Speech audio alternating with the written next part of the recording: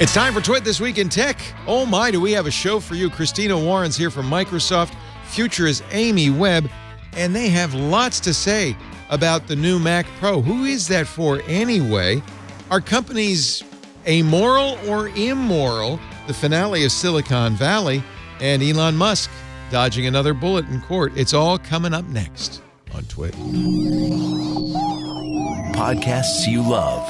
From people you trust. This is Twit.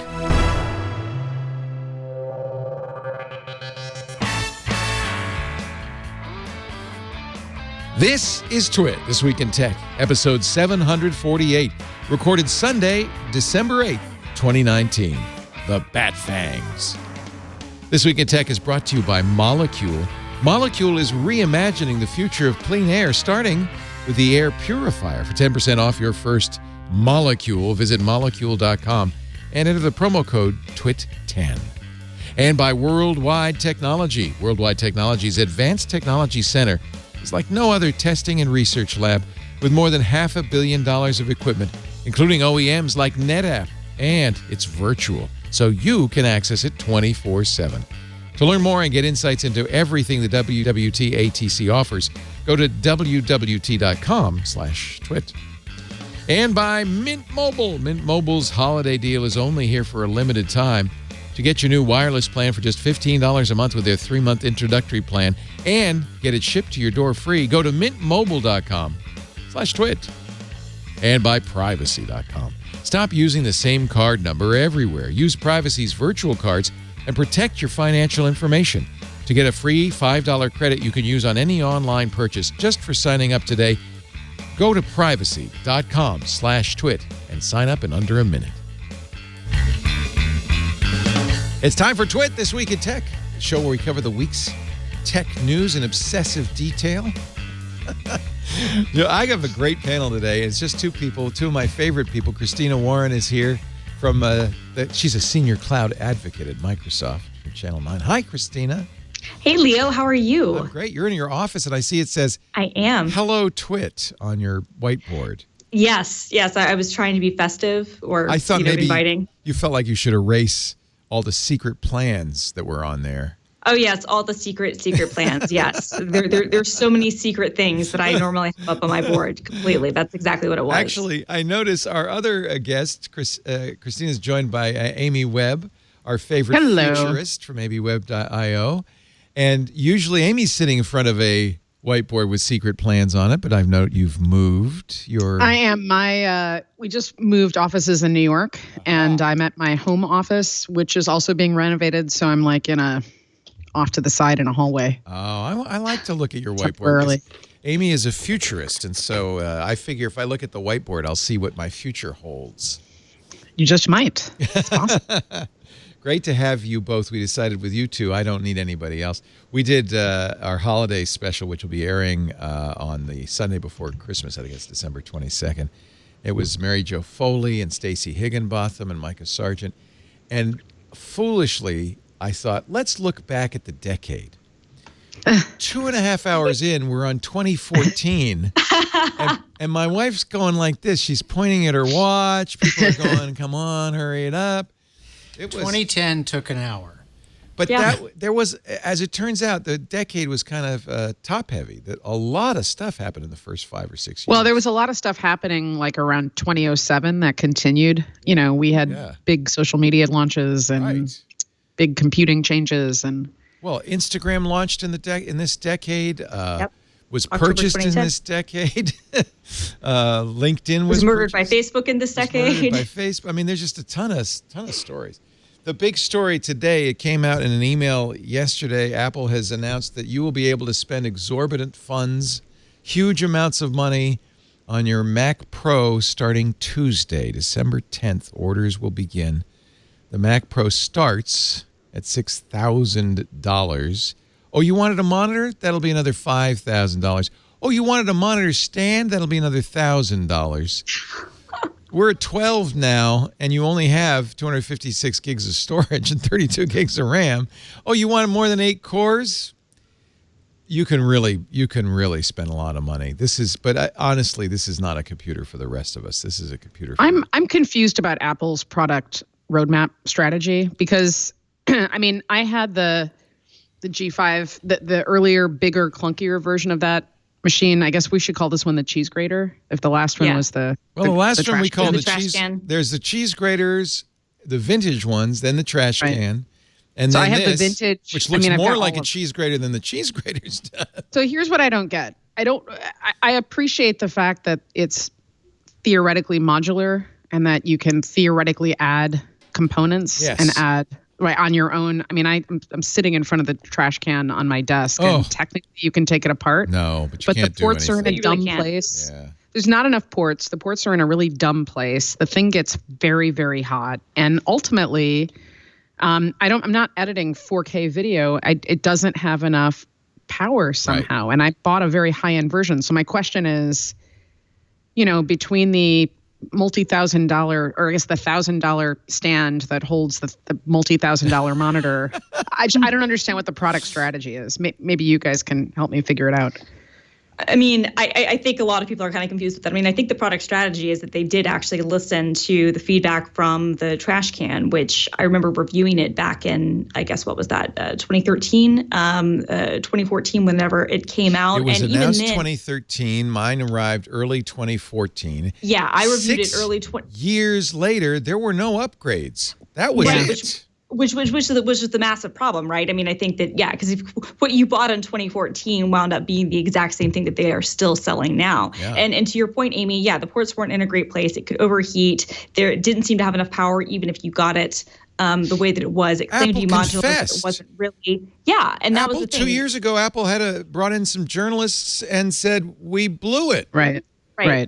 And so I think this is them listening in part to what the feedback was, which is we really liked having something modular. We really liked being able to bring in other things, which is great. I think the problem is that when you look at the price point and putting the monitor aside, because even though I think that the $1,000 for the stand is idiotic and ridiculous, just include it. If this is what it's going to cost with the stand, just map it in. Having it as a separate thing to me just makes no sense. But I feel like the rest of the industry has moved on from the point where what Apple is charging for what you're getting, you can look at what AMD is doing with Ryzen. You can look at some other things and people are just going, okay, do I need this? And even Apple, it's sort of confusing because for a lot of people, an iMac Pro or even a 5K iMac, or even the new 16-inch MacBook Pro is going to be more than sufficient for your needs rather than spending $12,000. Right, but they're also pretty expensive, and so this comes back to my question, which is who are these devices intended for? Because I keep hearing these are high-end models intended not for the masses, but for a rarefied group of professionals working in a particular field. I kind of feel like between the most recent iPhone launch and this new the new iPhone launch, the new Mac Pro, the previous stand, the previous devices, and even the on the MacBook Air, which also has apparently no ports, which makes me crazy. It has two, but they're all the same. Right. No, I mean, I think this is I'm not sure. Who's doing the math over there? Yeah. No. Well, wait a minute now. Unfortunately, you two have just placed me in the position of Apple apologist, which is the last place in the world I want to be. But to their credit, they're making a lot of money. I mean, no one's arguing that. It's not like they're suffering because of their choices. Are they making? I mean, that's the question. Oh, yes, of course they're making a lot of money. They're making money hand over fist. I think that there's an open question: could they be making more money if they were priced slightly differently? Right? I think that's a valid thing to say. When it comes to the Mac Pro itself, I wouldn't even say that. The PC industry is dying. The Windows machine industry, these companies are suffering with razor-thin margins. Apple has huge margins and is far from dying. They're doing great. I'm not talking about PCs, Leo. I'm talking about phones. I mean, I think that you could make an argument. I think you can make and actually they did. The phones are cost less than they did a year ago. They did actually like they lowered the price of the the iPhone 11 compared to the 10R. They came down some there. Even $50 is still a difference. When you look at the Mac Pro, I mean, I think that frankly that only audience in an ideal ideal world, you would think that people doing, CUDA tasks and doing a lot of ML stuff. The problem is they don't use NVIDIA chips; they use AMD. So that's not even actually a good use case for doing. NVIDIA's really announced that they're going to stop doing drivers for Macintosh, so you won't be able to use. Right. But my point chip. is that even if you were, like right now, people who are trying to make that work, whether it's a Hackintosh, you can do it. You could do an eGPU with a Mac and use you can, NVIDIA card, but you won't be able to going forward. But my point, Leo, though, would be that if you were buying a $12,000 machine for CUDA stuff, then getting eGPUs is not your best use case. You are actually much better off using a different operating system. That's going to be the platform, and those are going to be the use cases you're doing. Because as good as the Vegas can be for certain use cases, that's just not what they're optimized for. I think Apple's suffering a little bit here because it's taken them 2 years to create this. I think to their credit, they did listen to high-end pros. Apple, which used to tout the fact that it was a computer for the rest of us many decades ago, clearly this is not the computer for the rest of us, but maybe you could argue that some of their other stuff is. This is a computer as high-end as you can get. It's intended for high-end creative professionals in video, photography, 3D design, 3D rendering. And for those people, if you're doing 8K video or you're doing music with 1,000 tracks, Logic Project, this is, a reasonable expense. They're spending a lot of money for those tools. Those tools are their professional tools. They pay for themselves. Even that expensive monitor is actually cheaper than a high-end monitor. Yeah, the monitor I don't actually have an issue with. So this is a market. It's a very small there's market. A market. And I have to think Apple's whole intent with this was to say, I mean, they got there was a little bit of a black mark on the trash can Mac that Amy and I bought. There's a little bit of a, and so I think what they're saying is, well, if price were no object, we could design the hell out of this thing. So let's do it. I think that they, from my vantage point, I don't see what the longer term, I don't see a narrative arc in the products. I'll tell you, here's the narrative arc for this. This is just like Ford building what do they call their race car, the GTO. This is like Ford building a $500,000 race car. Nobody's going to buy that, but it looks good on the track, and people will know Ford can make this, and then that will trickle down. And I think that's what this is. This is their GTO. This is. I mean, yeah, I agree with you, but I disagree slightly. Like I agree with you, and I think that there is a market for this. They're certainly not looking at selling, massive numbers of these the same way they didn't sell massive numbers of the trash cans. I think what's hurt them though with video editors, because I talk to a lot of them and I've worked with them for many, many years, is that because of the botch of the Final Cut 10 rollout, even though a lot of those things have been, fixed, and then because of the failures around the trash can Mac Pro, many video editors who are largely like at this point very committed to Premiere, it doesn't really matter to them whether they're using a Mac or they're using a PC. And in fact, and if you're building a PC, you could build something with Ryzen, the newest AMD Ryzen chip, which is now like a 16-core chip, and that's not even getting into their really high-end stuff. You could build something that would be very, very, comparable for much less money. So, I think you're right. There is proprietary stuff in here, and that's in a way the negative on this is that it's Apple proprietary. The video cards, the way they're mounted, all of that stuff is kind of Apple proprietary. So you can't build a PC that's exactly the same. But I do think Apple suffered because they've been designing this for years. They missed out on Ryzen. If they did. A PC company is much more nimble in the sense that they're cranking out new models all the time. And so they can say, hey, look, this Ryzen chip is better than the current Intel chip. Price, performance, so let's go put a Ryzen chip in there. And next year, Ryzen's going to go 64-core. Apple's going to look silly with their, 28-core Mac Pro. So I think that's just a flaw. And, I don't think this is Apple's bread and butter, though, to be fair. This is their GT. This is their... It may not be, but I haven't seen a lot of innovation coming out of Apple in a long time. I mean, what's interesting is Apple also doesn't see a lot of growth in their market, which is why they've repositioned themselves as a services company. And then the last reporting quarter, which ended in October, they had $12 billion in service revenue, which is App Store, Apple TV, Apple Music, iCloud. Yep. And that's their new profit center. So remember, Apple changed its accounting a couple of quarters ago and said, we're not going to report unit sales anymore. We're going to report revenue per customer. But I mean, that was partially to mitigate the lackluster iPhone sales, which are down like 9%, 10%, something like that. Yeah, it didn't look as good to say what the unit sales were there. But on the other hand, their revenue per customer is pretty darn good. I'm happy for Apple to pivot to services, but the services better be damn good. And they're not. That's the problem. And they're not. No, and I will tell you that I fired up, just for the hell of it. Here, for everybody listening who cares about privacy, here's a fun thing that I discovered a couple days ago. So I got subscription free whatever for the new Apple TV product, which replaced. So I have not opened up. I haven't opened up iTunes. When Apple started monkeying around with all of the playlists, I got irritated and haven't opened up iTunes or Apple TV now in years. Let me guess, you're using Spotify. I am. Yeah, so like the rest of the world. So anyhow, I opened up Apple TV. Now I am anybody who watches or listens to the show knows cares a lot about privacy. I have a different made-up email address and very difficult password for every single service that I use, and none of them are linked together, which I've done intentionally. Mm-hmm. I turn on Apple TV, and right below the morning show promo is exactly where I've left off watching Fleabag on Amazon, and exactly where I left off watching whatever I was watching on Netflix. I mean, it's all there. And I was...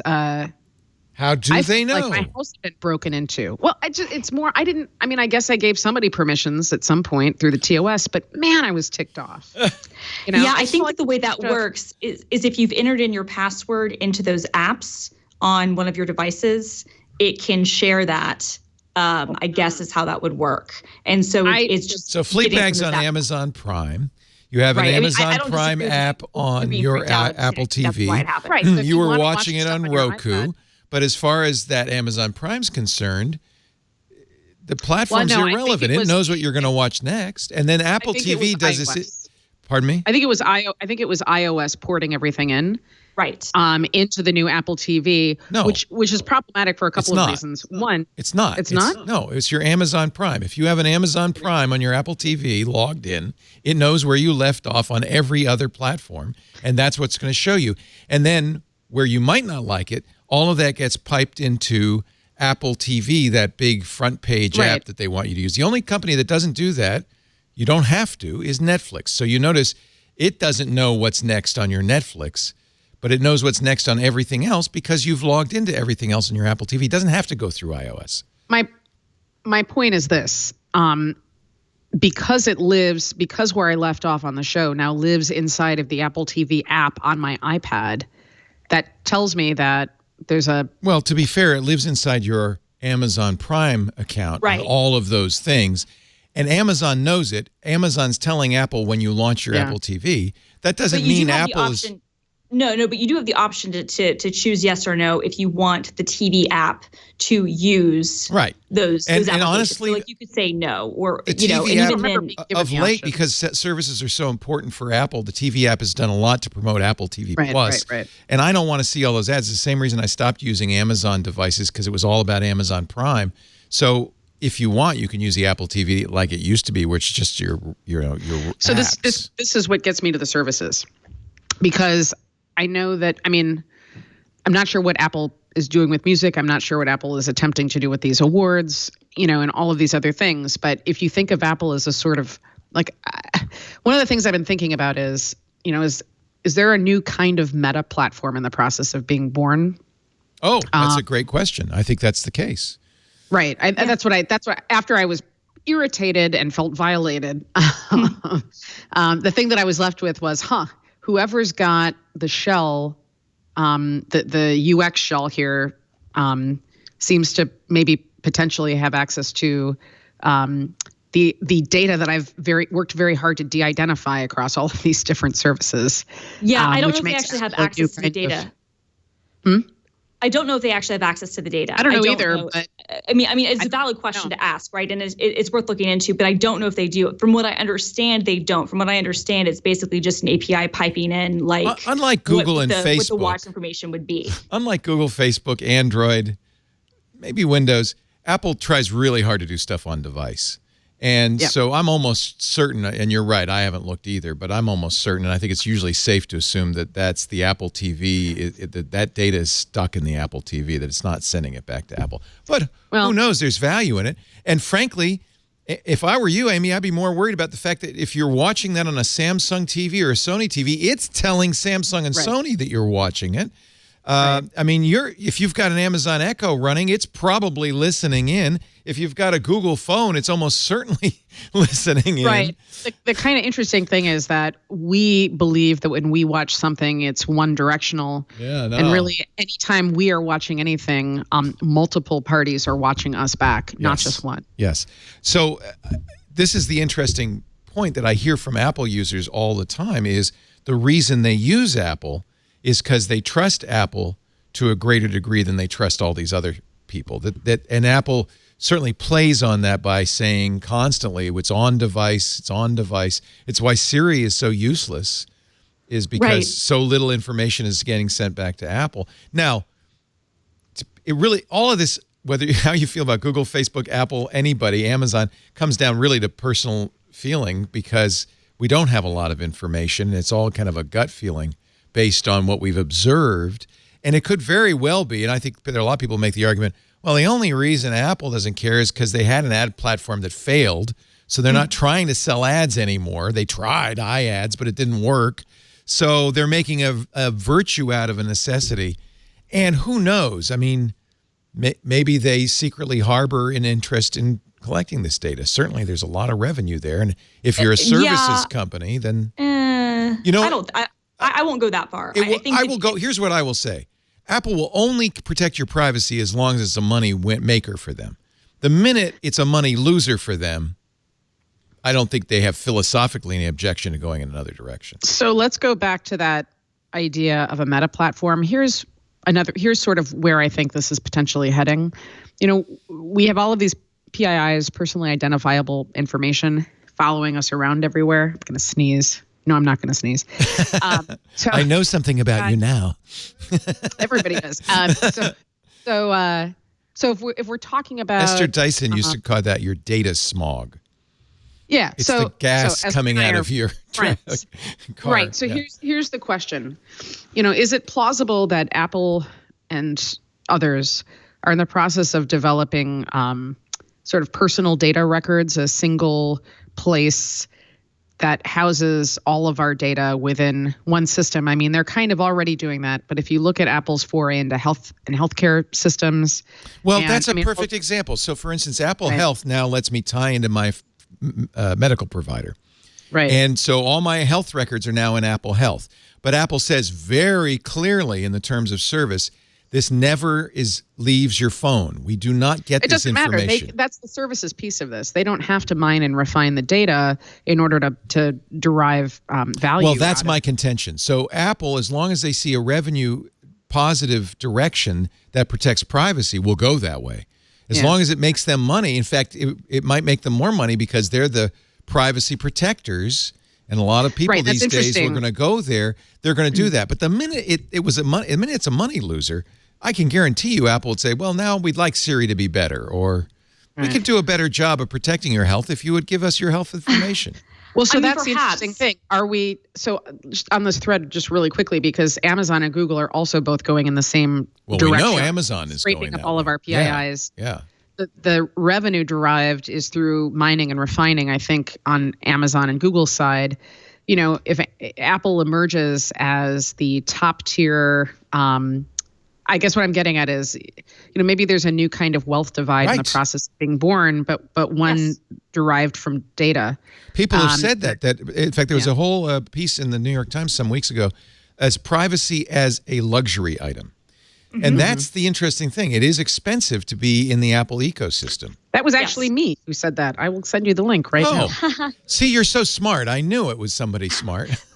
No, I've heard that too. That's great. Yeah, no, and I think you're exactly right. And I think that's the point. I think you make a great point, Amy. Like, there are a number of different companies who are trying to do this meta kind of ecosystem. Amy, you know you've made it when I'm quoting you back to yourself. Well, it's possible somebody else, but that's the. I just. Sorry, Christina.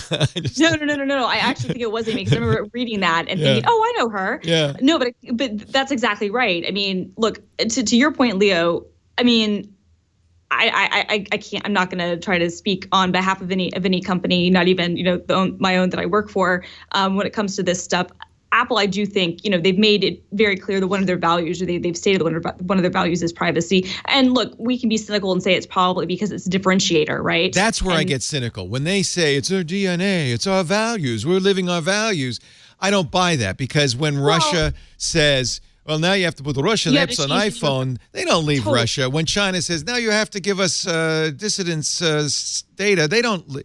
So their values are very conveniently commercial. But honestly, if you think any corporation in the world acts on anything but the profit motive, you're naive. But this is my point. I'm saying, and I don't actually care if it is a cynical reason or if it's something else, or maybe it's they don't have the abilities right now to mine the data the way that Amazon and Google do. It's a good marketing ploy. It is, but I do think that does create an interesting kind of dichotomy, because to Amy's point, there are these. We now have you have Google, you have Amazon, you have Apple, who are all trying to very much kind of do a similar thing in terms of getting everybody to share their data through them as kind of like the gatekeeper. And if Apple is able to say, well, we won't actually give up your data or intermingle it, and we are going to be secure this way, but we are going to charge you more as a result of that. There is a large number of people who have the means to do that who will do it. But to Amy's point, that does then create kind of this classed society, which is, okay, the people who have a certain amount of money can take part in this, and the people who don't, their information is going to be mined. Although I do have to wonder, though, at a certain point, the people who are wanting to mine this data, if you realize that all the high income people and the people that have maybe the most are the most targetable and most desirable, if they're not available to you, does that ever at a certain point lessen the value of the data that's being leaked from others, and maybe make it not quite as a threat? This is where scale comes into play. So, there's far more value to be derived, I think, in Amazon's version of this ecosystem. Amazon doesn't just have, Alexa, smart speakers. They've got smart microwaves. They've got many different smart devices. They've partnered with Lennar, which is one of America's largest home builders. So in their process of building entire smart homes, which you can actually buy on Amazon, if you go to turnkey.com, you can now look for one of these homes. And these are not super, super expensive multi-billion-dollar homes or multi-million-dollar homes. I grew up in Chicago, and not in a totally blue-collar neighborhood, and not too far away from where I grew up are some, pretty spectacular Amazon homes.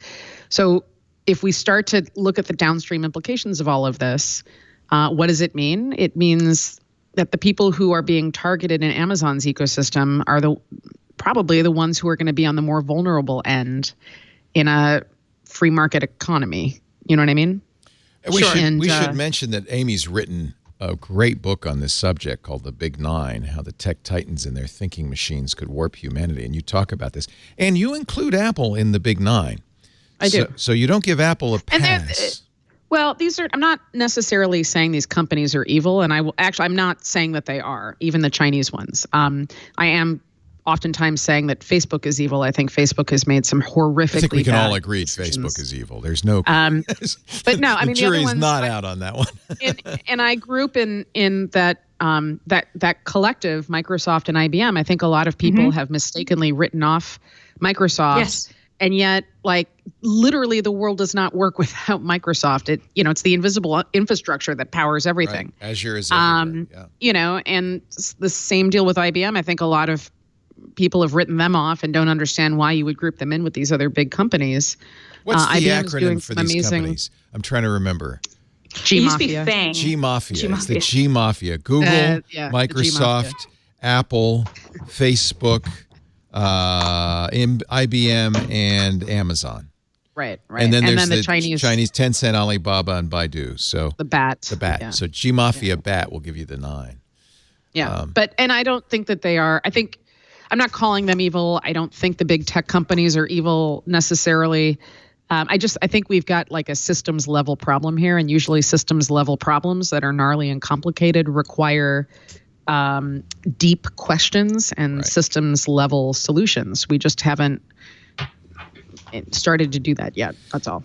Yeah, evil's a value judgment, but I would say they are amoral, as all companies are. They operate to maximize profit, and that is not a moral system necessarily. Sometimes you get people at the top who say, well, no, and that's so interesting that you just said that, Leo, because I hadn't thought about it that way before, but you're right. These are amoral companies that have a fiduciary responsibility to their shareholders, and yet, well, right, but they are amoral, and yet we are mad at them for not reflecting our morals and values.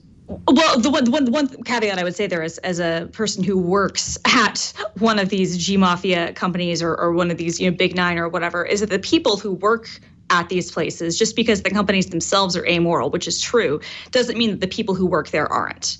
Right, like Absolutely. The people who work there. Right. Well, but this is becoming a much bigger thing, right? Like this has been happening with a lot of the different contracts and with look a lot at of the protests and other things that were happening over Jedi at your company, at Google, at Amazon. Yes, this is exactly what I'm saying, and I think that I think when we say things like these companies are amoral and there isn't anything, I guess, we in some ways kind of walk it off as if, oh, well, there's nothing we can do and there's nothing to stop any of this. That's not true, because the people who work at those places to varying degrees do have control over things. And I think this is why organizing is important. I think this is why people speaking up is important, and why it's important for the people who are involved, especially in things that could be problematic and could have a potential impact on lots of different things. It's important for those people to feel empowered. It's a particular problem at tech companies because, like Google, these engineers are more valuable than the average employees. And so when the engineers at Google stand up and say, we don't want to do face recognition for the Department of Defense, that carries more weight. If, the people at my company stand up and say, we don't want to do something, I just say, well, thanks, see you later. But engineers are such a valuable asset. They do. I wonder, though, ultimately, look, you guys won the Jedi contract, much to Jeff Bezos's disappointment. Google probably is doing Defense Department work. Ultimately, it's the responsibility of Satya Nadella and Sundar Pichai and Jeff Bezos their ultimate responsibility is to balance all of this with one goal: to produce value for their shareholders. And so they're balancing the engineers not liking it, but only economically, not morally. Brad Smith at Microsoft, I think, is doing some really, really interesting things around, well, a couple things. One, I think that there are some conversations around prioritizing stakeholder value, at least on the same at the same level as shareholder value. And stakeholders, including employees, obviously. Yeah, correct. And, being better stewards of the environment and everything else. Well, and that's why Apple, by the way, plowed $18 billion into stock buybacks, not because it made them feel good, but because it enhanced the value of the stocks their employees had. It made it easier to hire good people. Yeah. Share value is very, very important to these companies.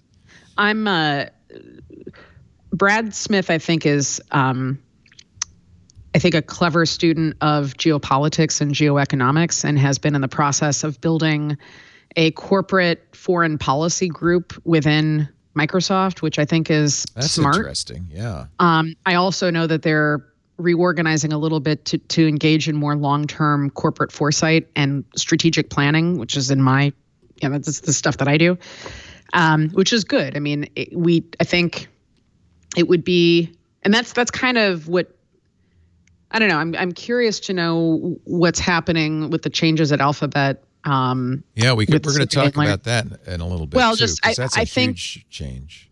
My sense is, working with all of these big companies, is that there's started to be more of a focus on longer range planning, and I think maybe there are some strategic planning going on now that goes beyond 5 years. Yeah, but it wasn't it widely, known that the idea of focusing on quarterly results has really been to the detriment of American industry. And but it took everybody a really long time to figure that out. We all knew it before they did. But again, stock share value is really important to these companies for a variety of reasons. And so, sure, of course. And if the stock market says you don't like your quarterly results, that's a problem. But so now here's where things get a little finicky, I think, and tricky, and that's because there's not just humans who are in the stock market anymore. Yeah, 60%, I think, of the trades are quant funds and ETFs, which are initially designed. So these are algorithmically traded funds that have factors that are initially determined by humans, but they're making quick trades based increasingly on things that humans aren't determining. Yeah. Right. So technical factors, and we're all a little guilty. I'm as an older person, I'm very guilty because I have my retirement in, market baskets and ETFs. And so I'm plowing money into those funds and driving it. So there's billions and billions of dollars going into these big funds. Okay. So now let me just tie this back to what we were talking about related to Apple's data and Amazon's data. So Amazon is getting into that housing market, right, through its investment in Lennar and Turnkey and all the rest of it. And they also just announced a multi-billion-dollar investment in housing in Silicon Valley, right? As a charitable. And they've been buying up prefab home. So here's where I think things are interesting, because if you think again of sort of the Meta platform example, there's nothing. What if Amazon decided to start trading on its proprietary data related to the housing market? In some way, Amazon could be positioning itself to, in a very, just a couple of years, have more actionable, meaningful data about our U.S. housing market than the U.S. government does. And I don't think there's anything stopping, from a legal or technical standpoint, stopping them from doing that. I don't know. There might be some SEC things around like market making. It would be complicated. I don't want to speak to that but you're right. I mean, I think it's certainly a possibility. I don't know if there are things. I'm sure there are things that they would probably be able to find, maybe loopholes around. But typically, I mean, that's a really good point. That if they have that type of proprietary information, that they would be able to make better trades in investments in the housing market because their internal data is better than what the government is giving them. I forgot where I read this number, but Amazon has somewhere in the neighborhood of 150 economist PhDs on staff. And I'm fairly certain that the Federal Reserve has fewer. Does not have that many of course. computer science or AI PhDs on their staff. Totally. You're completely right. That's a great said, if that doesn't make you feel like you're going to bleep your pants. Let's take a little break. This is a good conversation, and of course it is. I knew it would be. We've got Christina Warren. She is responsible for advocating for that cloud we've been talking about at Microsoft, and futurist Amy Webb, and you've got to read that book.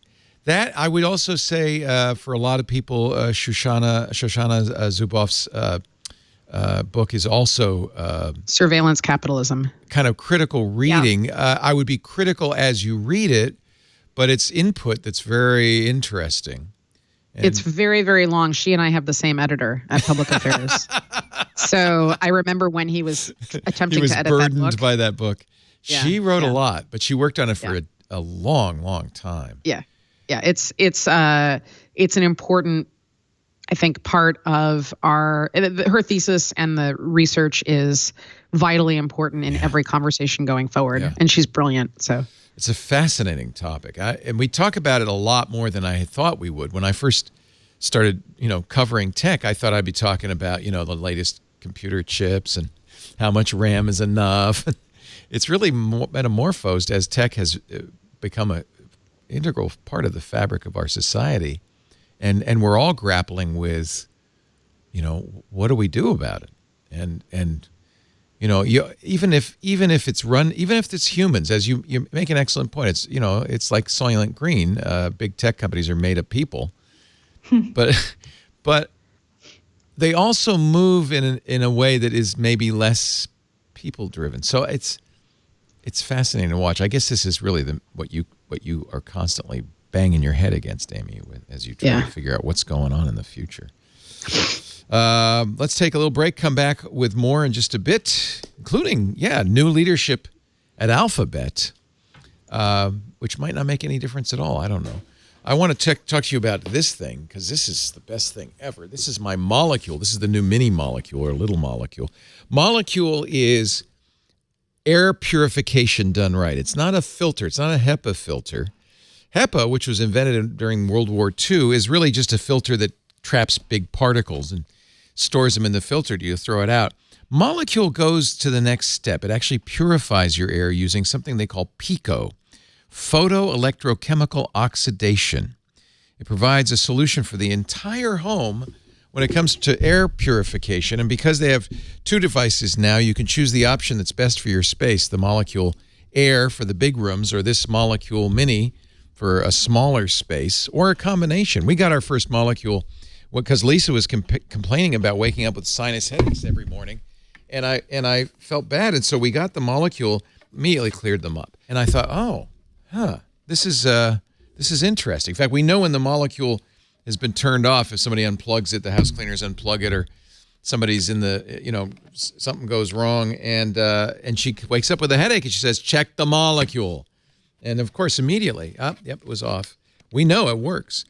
I want to show you the Pico filter because it's a really interesting technology. It's like a electrochemical reaction. So it's like a metal ring that attracts the smallest things, not even trappable by HEPA filters, like mold, viruses, bacteria, even volatile organic compounds, things like the formaldehyde coming off your carpets or paint fumes.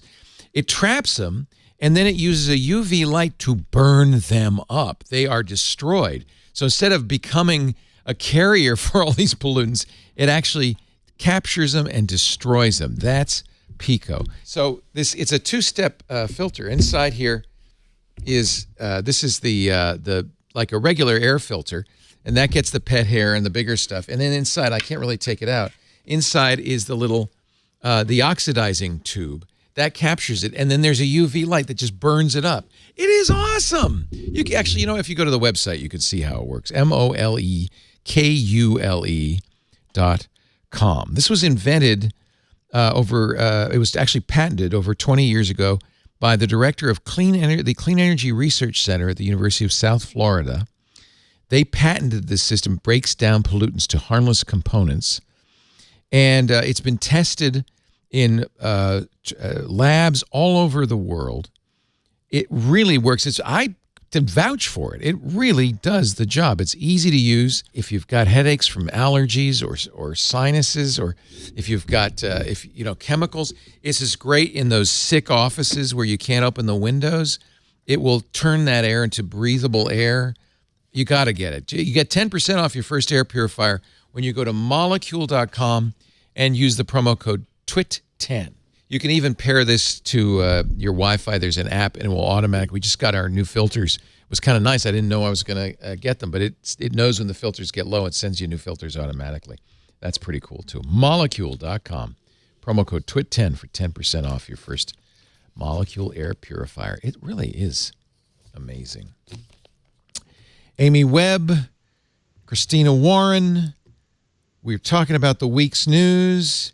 Can I pipe in with a little bit of news? Pipe in. There's news? Because I didn't see it on the rundown. What's the news? Tonight's the final episode of Silicon Valley. Oh, yeah. Final ever. What a great show. It's all over. Final ever. Do you think Pied Piper will become a unicorn? I gotta say, this season, I'm a huge Mike Judge fan. Me too. I love King of the Hill. And Beavis and Butthead. Of course. Office Space. Office Space. But Idiocracy. The tightest writing. Oh my God, it's unbelievable what they've been able to pack into like 28 minutes each week. It's pretty good. Kara Swisher has a big role in one of the episodes. She does. She's great. She can act. She's really good. Actor. And awesome. my favorite part of the season so far, the guy who has a chair attached to his butt. Yeah, he's hilarious. He can sit down anywhere. He's hilarious. And Russ Fest, that's where I am right now, so I've got a couple episodes behind. Yeah. No, that was the last one, I think. So tonight's the night, huh? Yeah, that's it. So there's no spoilers because it hasn't happened yet, but I just wanted to mention it because it's great. Yeah, no, it is great, and it's interesting. I mean, I think that the writers they said, we kind of had to end it now because the show itself, like the world has become a parody. The show can't really even parodize. It's amazing how many shows that's happened to. Veep is the same way, right? Amy, like there's a certain point when you can't do it anymore because the satire no longer no longer a satire. Yeah. Amy worked on a show that I hope is coming back with Sean Penn. Nope.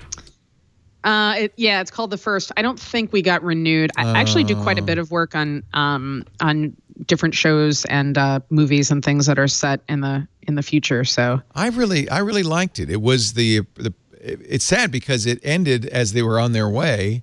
To Mars. I think the problem with so The First was a show on Hulu from Beau Willimon, who is a unbelievably talented playwright, and showrunner. He did House of Cards the first couple seasons.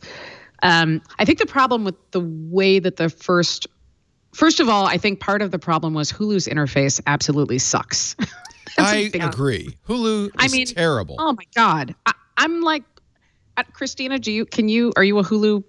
Can you get through this? Of course she is, because it's got Gilmore Girls. I can't. Well, it's not Gilmore Girls, but that's on Netflix. But like, I love Hulu just because it has everything. But I'm with you. The interface, and I tried really hard. I tried to be like, all right, I can make this work. I can do it. And it's like, nope. Really, this is where the Apple TV. This is where the Meta platform honestly comes in handy because I can add things to my queue, and then the Apple TV app will just show me what I need. But I'm with you because it's like I want to watch my old King of the Hill episodes, and I'm like things, or I want to watch ER, my favorite TV show ever. In a way, it's very hard. Idiocracy is a show about the future that is slowly coming true.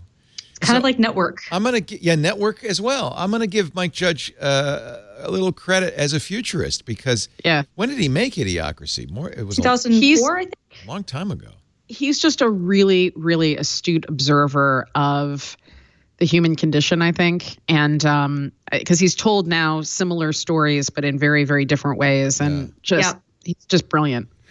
I met him when they first started to do Silicon Valley, and no one really knew that it was going to be that successful. I remember when they launched like at South by in I guess it was like 2014, and there was kind of this sense of, even amongst Silicon Valley people, oh, I don't know, is this going to be a thing? Is anyone going to like this? And I was like, oh, I saw the first like 3 episodes. I was like, oh, this is great. I think this is going to be a hit. But I don't think anybody anticipated that it would kind of take over, the way that it has.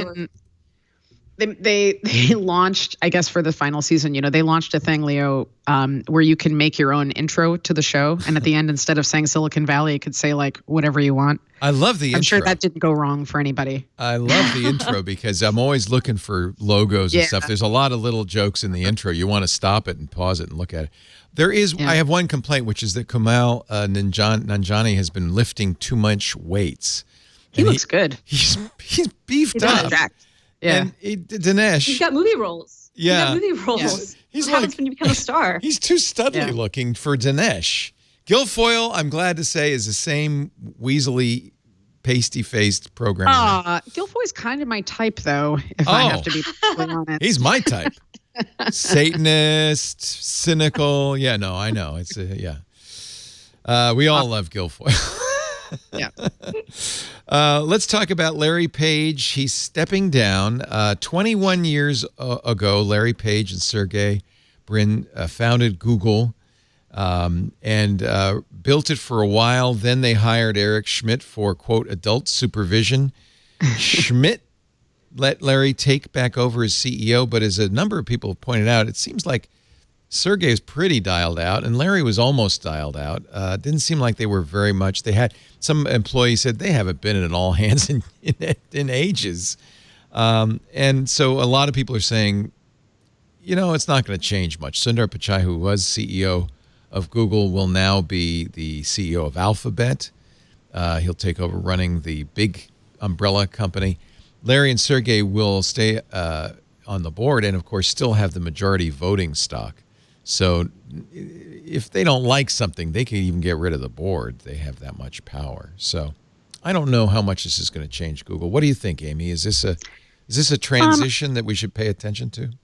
No, I mean, I just echo what you said, which is I think, every company as it grows, and especially very successful companies, at some point go through a series of management changes, and that typically includes the founders of those companies. So I don't think what's happening now is really outside of the realm of what would be normal. I think the questions that I would have are, this company has gotten very big, and there's not a single AI. For example, with artificial intelligence, there's not one division. There's a couple of different divisions, and kind of with a horizontal structure that doesn't entirely connect the two.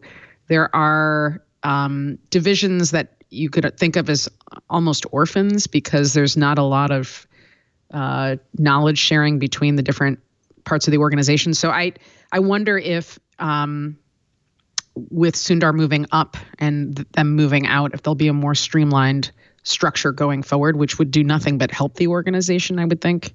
There's a certain analogy to Microsoft. Microsoft's in its third era now. You had Gates, you had Ballmer, and for the last 5.5 years, Satya Nadella. Google is now entering its third phase. It was a big change for Microsoft. Christina, do you think it's going to be a big change for Google? I think this would be more akin to, I guess, maybe when Ballmer took over from Bill Gates, right? Business as usual, kind of. Yeah, right. Like I think that because Gates was still involved, he was on the board. He wasn't maybe doing day-to-day things, but he was still involved in parts of the business and whatnot. And then, towards the end of his tenure, I think there were some differences. But obviously, there's been a much bigger cultural and business shift as Satya took over, succeeded Ballmer. So I mean, I think that but in this case, I think what's interesting is, my first question was, okay, if Sundar is taking over Alphabet, like, why does Alphabet still exist? Why are we still doing this shell company thing? Like, to me, that's still unclear. Like, I can understand if you want to have these sub companies, I guess, but if you're putting everything under, if Google is under the auspices of one guy and that guy is also under the is also controlling Alphabet, to me, the whole point of Alphabet had seemed to be like, okay, we have this one kind of grander CEO of all these things, and then we have these individual leaders of these different divisions. But if you have one guy who's the head of everything, and he's also the head of the day-to-day for the largest division, I kind of don't see the point in having this shell thing, and instead you should, put all of the other divisions underneath Google. I don't know. Well, this was, I think, a more of an operational versus a shell company shift. If you look at Microsoft over the past several decades, there hasn't been a lot of stray from core competency. So operating system, cloud, and the various sundry services that go along with that. But part of what was happening at Google over the past decade was launching into self-driving car, No, I hear you. Machine I hear interfaces. Healthcare. No, and I don't disagree with that. I guess my point is, if you have the same person who's in charge of all of these things is going to be saying, okay, this is the CEO of like the big, auspice thing, but he's also in charge of Google, which contains lots of these things, some of which intersect with these other areas, some of which don't. So Amazon is set up in a similar way, right? So you've got Amazon, the corporation with Bezos at the top. You have Amazon.com, which quite frankly is a teeny tiny portion of the larger, an important portion of it, but it's not the entirety of Amazon. Like, so Bezos isn't in charge of AWS. Like, he's in charge, like that's Jassy, right? Like, I'm saying, Sundar is in charge of Google and he's in charge of Alphabet. My assumption is that they'll be making, more structural changes. They just haven't announced them yet. Here's what I wonder. It feels like all of those other bets, Verily and the health sciences and Loon and Google Fiber and all of these, it feels like all these other bets, almost all of which are money losers, were protected by Larry and Sergey. And that's partially why Alphabet was formed, was to funnel. But funnel profits from Google into money losing other bets. Now they needed other bets as Apple needs its other bets. I bet Microsoft is doing the same thing. Microsoft is in a better position than Apple or Google, but I think both Apple and Google are looking at a future that doesn't include Google search or whatever. They're trying to figure out what's the next thing. This is basic research. You got to do it, right? This is not unusual. So just for context, for a big technology or science company, this is not if you look at a Bose, for example, or a Bell Labs, a long time ago, an important component of their work was basic research. It's just that you didn't tend to historically hear about that basic research until there was something to show for it. And we saw a lot of good come out of Bell Labs, but I don't know if it was a lot of good to benefit AT&T, and they eventually sold it. It became Lucent. It got sold again. I don't know how valuable. No, I think it was. I think AT&T was split up by the government. And if that hadn't happened, honestly, like that hadn't happened because they had Unix, they had all kinds of other things. They had a lot of like video telephony, like they had so much stuff that if the Baby Bells hadn't been split up, that's a very different scenario. I mean, now they've basically come back together, but that's a very different scenario. I mean, to Amy's point, Google obviously has many research divisions. At Microsoft, we have Microsoft Research. Amazon has their areas, and I don't begrudge why that's a problem. Google X exists. Why is that a problem? A problem at Microsoft. So some of the best machine reading comprehension code that I've seen has come out of Microsoft. The problem with all of these enormous companies is that you have the researchers doing their basic research or their difficult research. You have a product team that's charged with trying to commercialize as soon as humanly possible, and you don't have an intermediary thinking about the longer term opportunities, risk, and implications. So sometimes some of this amazing research winds up not making it outside of the research division, and then a long time after that, we all look back and say, well, this was a giant waste of time and didn't provide shareholder value. So I wonder if part of what's happening at Google/Alphabet is a forthcoming reorg that will help bridge some of the divide between the pure research divisions and some of the other operations in a way that doesn't force commercialization too soon, because that's an easy way for Google to miss the mark on analyst reports and to create crappy products and all the rest of it. Understanding that both of you have a much better insight into these companies than I do. I'm sitting outside looking in with no understanding of what their plans are or their goals. But the way it looks sometimes from people looking in is you have a CFO, Ruth Porat, who has been very aggressive about killing non-profitable arms of the enterprise. She's the Alphabet CFO, not Google. You've had, I think, it feels like Larry and Sergei saying, not this one, Ruth, not this one, but you can kill that. With them kind of dialed out more of the picture, you've got Sundar Pichai, who, by the way, I have huge respect for. He's a good operational guy. But I wonder if the combination of Sundar Pichai and Ruth Porat takes Google a little bit away from its blue sky and a little bit more towards its bread and butter. So this is a problem because, so I'm a quantitative futurist, and most of what I do when I'm not researching is management consulting, and I deal with huge, enormous organizations. That's what I mean. You have a better insight into this than I do. Right. So I'm posing you this conundrum. And it's okay to say you're full of it, Leo. You have no idea what it's like in business. No. But in full disclosure, I have advised Microsoft. I haven't in the past several months, but I have. So let me say this: we don't have a blueprint that represents the kind of companies that are in the process of evolving. Right. And we don't have a template for the ecosystems in which they're operating. And so that you can't really look at somebody like Ford or Toyota. No, you can't look at, there's no industrial era company that's an analogy. I don't think so.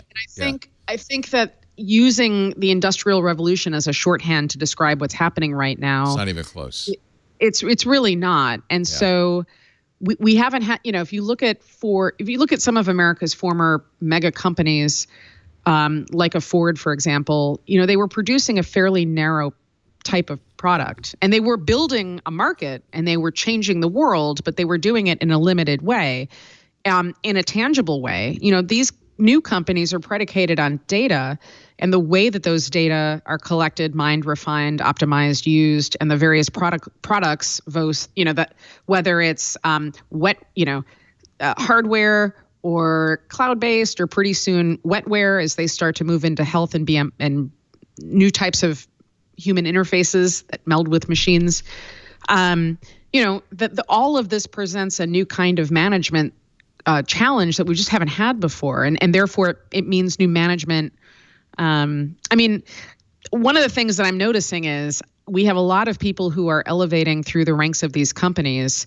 I think we probably need some kind of new way to train the people who are managing these kinds of companies, because you can't just make it might be a short-term benefit to nix Verily, for example, or whatever other projects they're working on, at great long-term cost, right? So the kinds of ancillary work that all these folks are doing, is not the kind of research that's going to turn a profit in the next couple of years. So there's like whole new kinds of management challenges that we've just never had before, and you can't look at managers from the past or Ray Dalio is somebody who I think is incredibly smart and usually very, very smart on this kind of stuff. And he's been writing a little bit about this in different places. This is a problem that's going to that Google is going to have to contend with going forward. Amazon has been very, secretive. Bezos just added how many people to their executive group? 22. Leo, Holy cow. Yeah. 22, So, I believe it was. I think this signals to me that there's management challenges that we're starting to see unfold. Adding more people doesn't, as anybody who's ever worked in software design knows, it's like saying, well. Oh, no, sorry. It's now up to 22. He added 6. If one person can deliver a baby in 9 months, maybe if I have 9 people, they can deliver 9 babies in 9 months. It's not quite. Yeah. It doesn't. That's right. Or 1 baby per month. It doesn't quite work out that way. So, and I also have to wonder. This is hard. It is hard. No, I understand. And in general, my sense, at least in technology, is that the incumbents, it's the innovator's dilemma, have a very, very, very difficult time pivoting to the next big thing.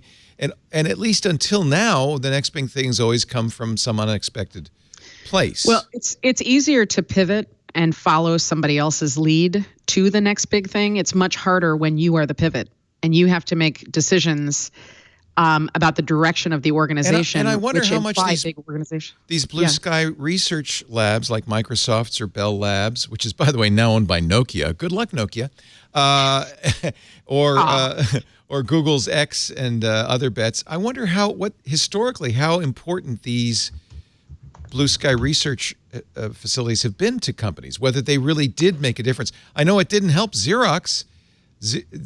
Classically, Xerox invented the future and went bankrupt. And so did Eastman Kodak. This is the problem. So, right, they invented the digital camera and then didn't know what to do. with it. So historically, this is tough. And that's what I'm talking about. You have Microsoft has absolutely top tier brilliant researchers. This is a management challenge, and it afflicts every one of these big companies because there's a tension between getting something to market to appease shareholders. Shareholders, by the way, do not like R&D investments because they're not revenue generating. Amazon got spanked somewhat recently because they revealed the amount that they were spending on R&D, and shareholders did not like that. And I kind of am like, well, what the hell do you think is going to earn your revenue? Where do you think the future value is coming from? If these folks aren't doing R&D, then they're going to take 6 years to make a computer that basically nobody wants. Apple. Hashtag. Why does anybody want the cheese grater? Or a phone that nobody buys. Amazon. Or a phone that nobody buys. So, and that's another great example is the phones. We built a model I built a model a couple years ago showing that it was the beginning of the end of cell phones. And that model has borne out. And at the time, every analyst on the street looked at our research who was even looking at it and was like, they don't know what they're talking about. Because sometimes our hopes and desires for the future don't mesh well with reality. And reality is you have to invest, you have to do that R&D, but you also have to do it in a way that bridges the research into the product and the area where value is derived, and that's management. And my point is, right, so I wonder if in this new structure, if what's being set up at Alphabet is a way to better bridge the gap between the really smart people working on critical, gnarly problems and the people who would monetize. That would be a prudent thing to do, is to figure out a pathway from the blue sky to the basics. Take a break, and we're going to come back with more of this amazing duo. But first, a word from Worldwide Technology and their Advanced Technology Center. By the way, some good news. We're going out there in March. We're going to do an event in St. Louis. More details coming up. WWT began building this ATC about 10 years ago. They built it initially for their own engineers, and they stocked it with more than $500 million in enterprise equipment from hundreds of OEMs, key partners ranging from the big guys like NetApp and Cisco and VMware to emerging disruptors, Tanium, Equinix, Expanse.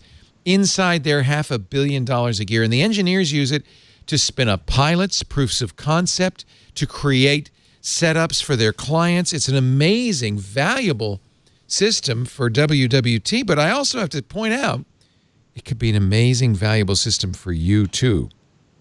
It is an incubator for IT innovation, and with on-demand labs, schedulable labs, you can participate too. Things like NetApp Cloud Volumes on Tap on Flash, NetApp Disaster Recovery as a service, hundreds of other labs representing the latest and greatest in everything from flash storage, multi-cloud, hyper-converged infrastructure, cloud data management. It is a place where you can go. They call it Lab as a Service. It's a dedicated lab space within the ATC where you can perform your own programmatic testing, just like the engineers at WWT using this vast technology ecosystem that they've already built in there, $500 million worth of enterprise gear. And because it's virtual, you can use it 24/7 anywhere in the world. Is that not awesome? You don't have to go to St. Louis. We are going to go to St. Louis. I can't wait to see the lab. This new digital platform encompasses the entire ecosystem at the ATC. It's a multiplier effect of knowledge, speed, agility, anytime, anywhere around the world for their customers.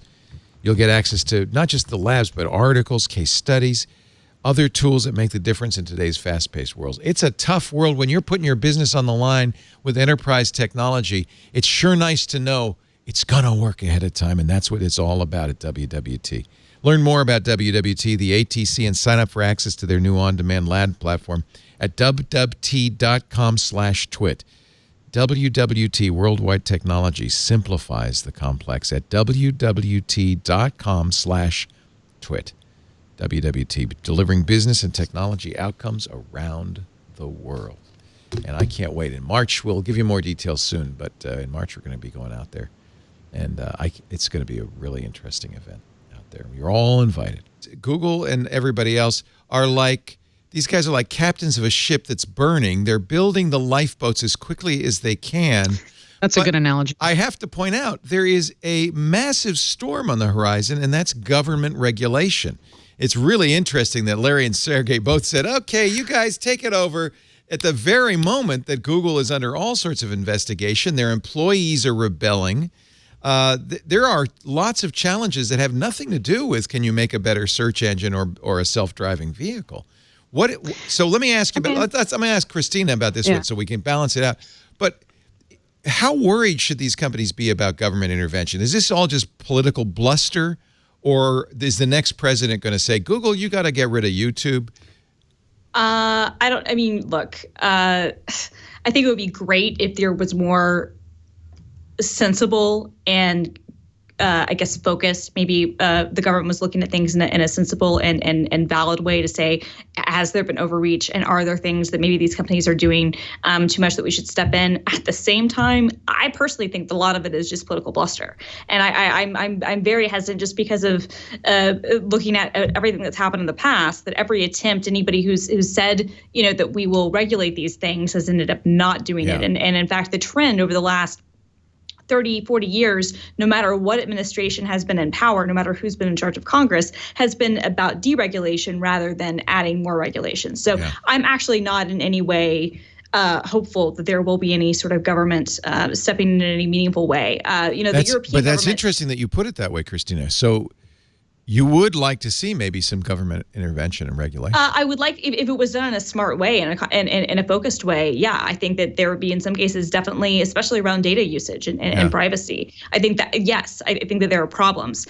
The European Union has done a really good job in some cases, like right to be forgotten. I think they've gone too far, but in other ways, I think they've actually taken the reins and have done some important things to at least try to rein some things in.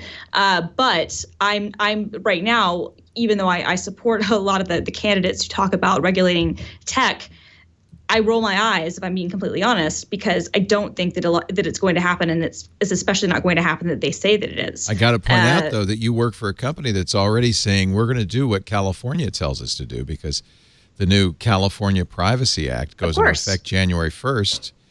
And Microsoft, as most companies, I think, is not going to just do what California says in California, but it's going to do it nationwide. No, of course not. I mean, it's similar with GDPR. If you have to go through the process of rolling those things out, it makes sense to try to do it as broadly as you can. Because if it's too much of it's a very difficult process to have. Okay, we're only going to follow these laws or these rules in these locations. I get that, and I'm a fan, of adhering to these regulations if they make sense. I'm just saying, from a cynical standpoint, I don't really have a lot of faith that government regulation will come from the House or from from any of the branches, the executive branch, to actually make a big impact. And I would say, although it's interesting timing with Larry and Sergei leaving when this thing might be happening, I mean, to me, Occam's razor is a little bit, is a little bit more applicable, in which case, like, they're billionaires many, many times over. They're probably tired of dealing with a lot of the BS and the minutia that is going on with having to do the day-to-day things. Natasha Tico's amazing article for Wired that came out a few months ago about, the last 3 years at Google. If that was what I was kind of having to contend with as somebody who is being seen as kind of the top person in charge, and I don't have to do that, and I'm in a position where I can, still have say over who is and who isn't on the board, and if I really need to step in and kind of make changes, I can. But I'm a billionaire many times over, and I've been doing this for 20 plus years. I'm gonna go live on my yacht and do my own stuff too. I mean, as they say, why not? Larry and Sergei are retiring to spend more time with their money.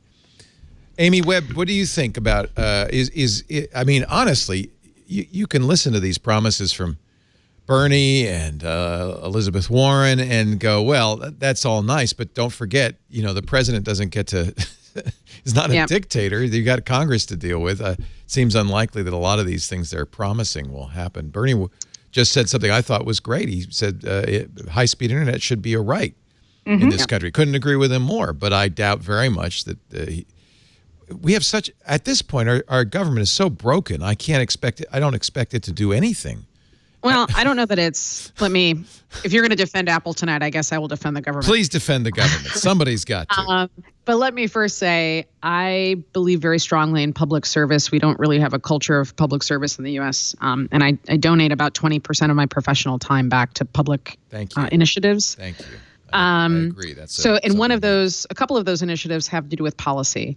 So it's strange, I'm the person that's constantly talking about data and privacy. And so this is going to probably sound very strange, but I'm actually not in favor of regulation in this case.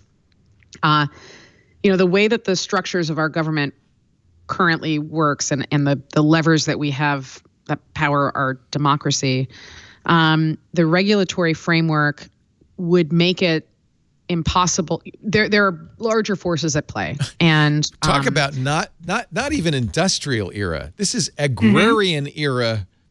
Constitution, right? So here's the problem. The problem is that self-policing doesn't work. Right. The problem is that we'll agree on that. Yeah. Our existing regulatory framework doesn't make sense in an era in which the evolution of the thing that we're trying to regulate is going to span the next couple of decades. Right. So, and we have China and, to a lesser extent, Russia to contend with, and they're not playing by the same rules. So that's a really interesting one, and they seem to be almost teaming up at this point. Right. So I'm not in favor of traditional regulation. I am, however, I do think that we have passed the point of no return, and we have to do something. So I was at the Senate a couple of weeks ago proposing a National Office of Strategic Foresight, and the paper is online. I just put it in the, that's it. Part of what, there is no solution. Even the regulatory frameworks that Warren and Bernie are proposing are going to wind up in court for the next decade. So there's no easy fix. And I believe it's smarter to incentivize all of these companies to prioritize shareholder value over stakeholder value. And there's a way to do that without they're still publicly traded companies, and they have to they have to serve their shareholders. But I think that this can be done using different types of incentives. So I've been talking a lot to lawmakers about this. And the office would be non-political, and it would be charged with doing long-range planning and building all kinds of public-private partnerships and putting data and AI and other kinds of technologies and classifying them as public goods. So instead of regulation, you'd say incentives? I would say leadership. Yeah, we have no leadership would be nice. Yep, that would be nice. And part of that leadership is taking a much longer view.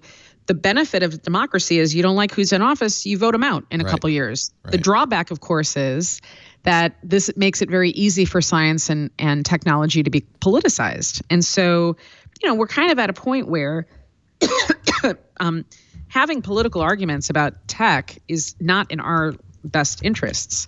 What would be in our best interest is to figure out ways to get everybody to collaborate. So that paper, it was just at I showed that to the Senate. I've been talking to people about it. I also wrote one and proposed it I did not send you guys that link, but I was at the UN in Vienna 2 weeks ago talking to them about something similar, but on a more global scale. But these are not politically, these are ideas that are so different from how we would normally broach and approach these problems that I'm not seeing as traction as quickly as I'd like. But sometimes you need radical solutions because we have radical issues. We have dramatically different issues. The radical thing here, the radical thing is that the solution, I think, is collaboration. It's funny. I was going to say that. Right. I was like, the radical thing is it's collaborating, which is I'm in full agreement with you. Yeah. That's right.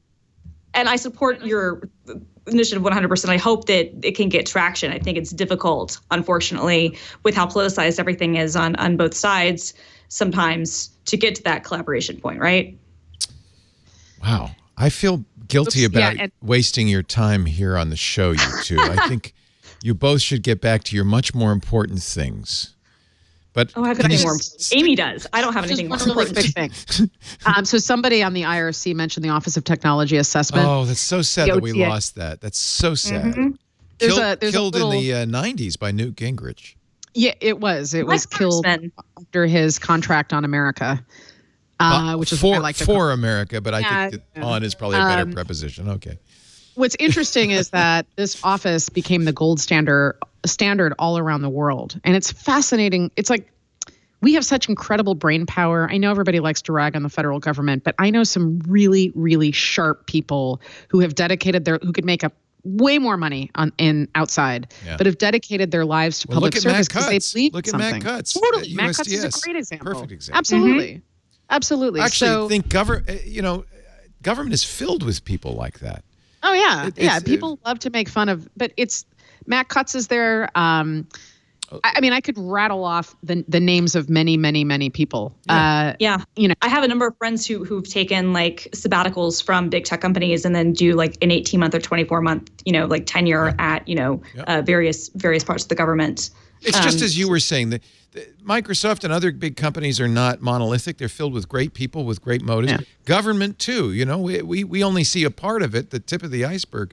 But what keeps the government running is some very dedicated, hardworking civil servants whose chief interest is in the United States, not in personal, The government, interestingly, though, faces the same problem that a lot of these companies do, which is that at some point, the pace and the rate of change in tech and science is just moving so much faster than your ability to legislate or govern or manage.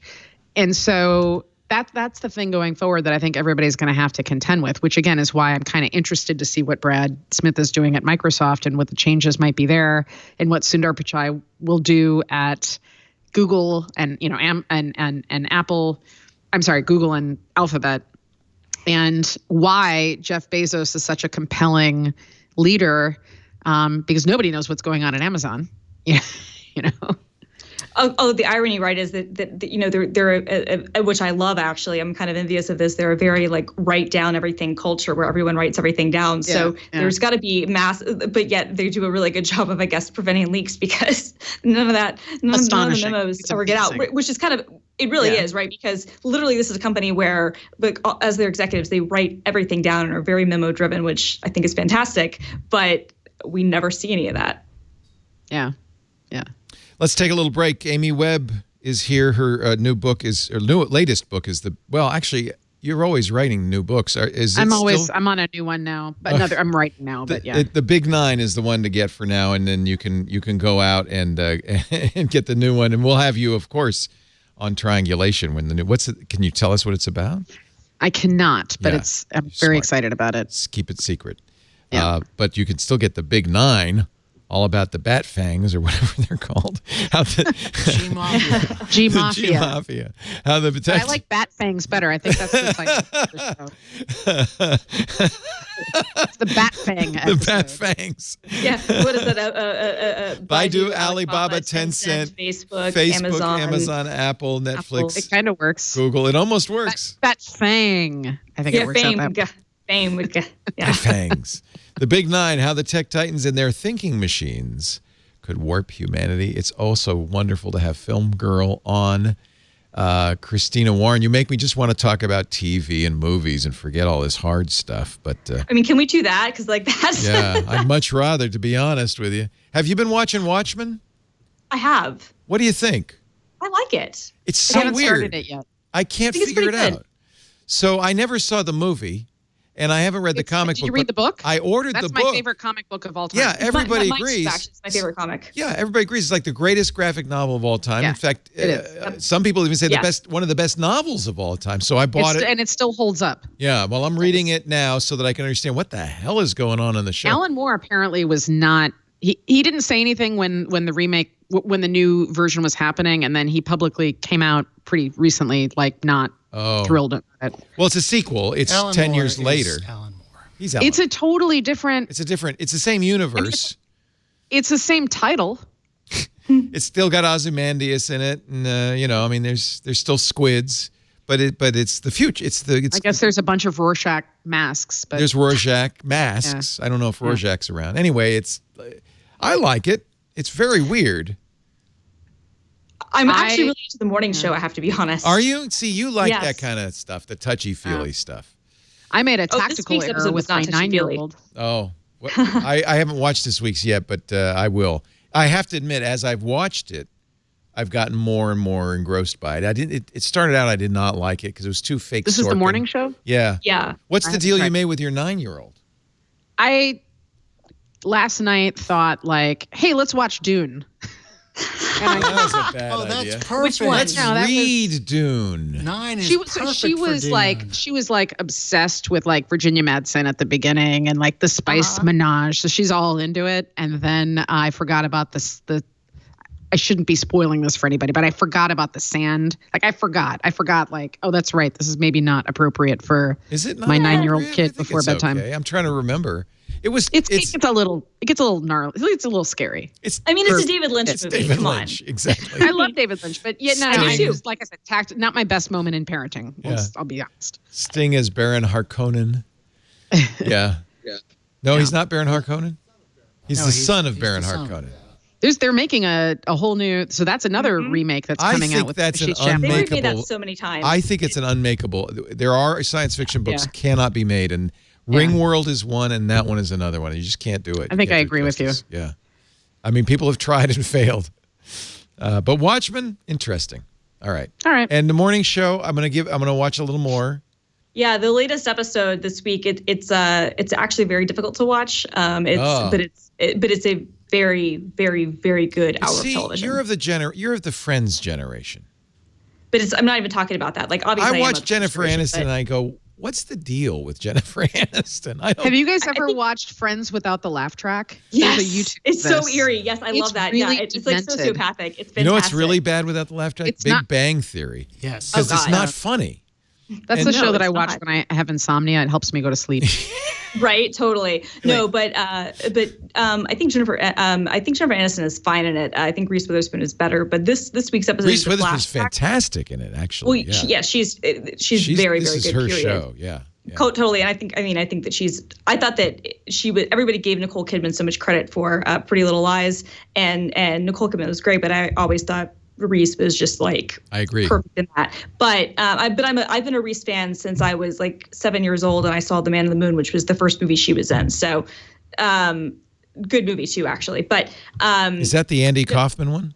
No, it's different. It was a coming of age film. Okay. It was like a very small film. It came out in like 1991, and my older sister wanted to see it for some reason. We rented it from the video store, and both of us have been like fans of hers since then. She's really good. But I have to agree. She's really good. But this week's episode, it's a flashback, and I'm not going to get into it, but you kind of see some events that happened the year beforehand, and anybody who criticized, and I was kind of one of them, the first few episodes, they're like, oh, they haven't really taken this Me Too stuff that seriously, and kind of giving Steve Carell's character a pass.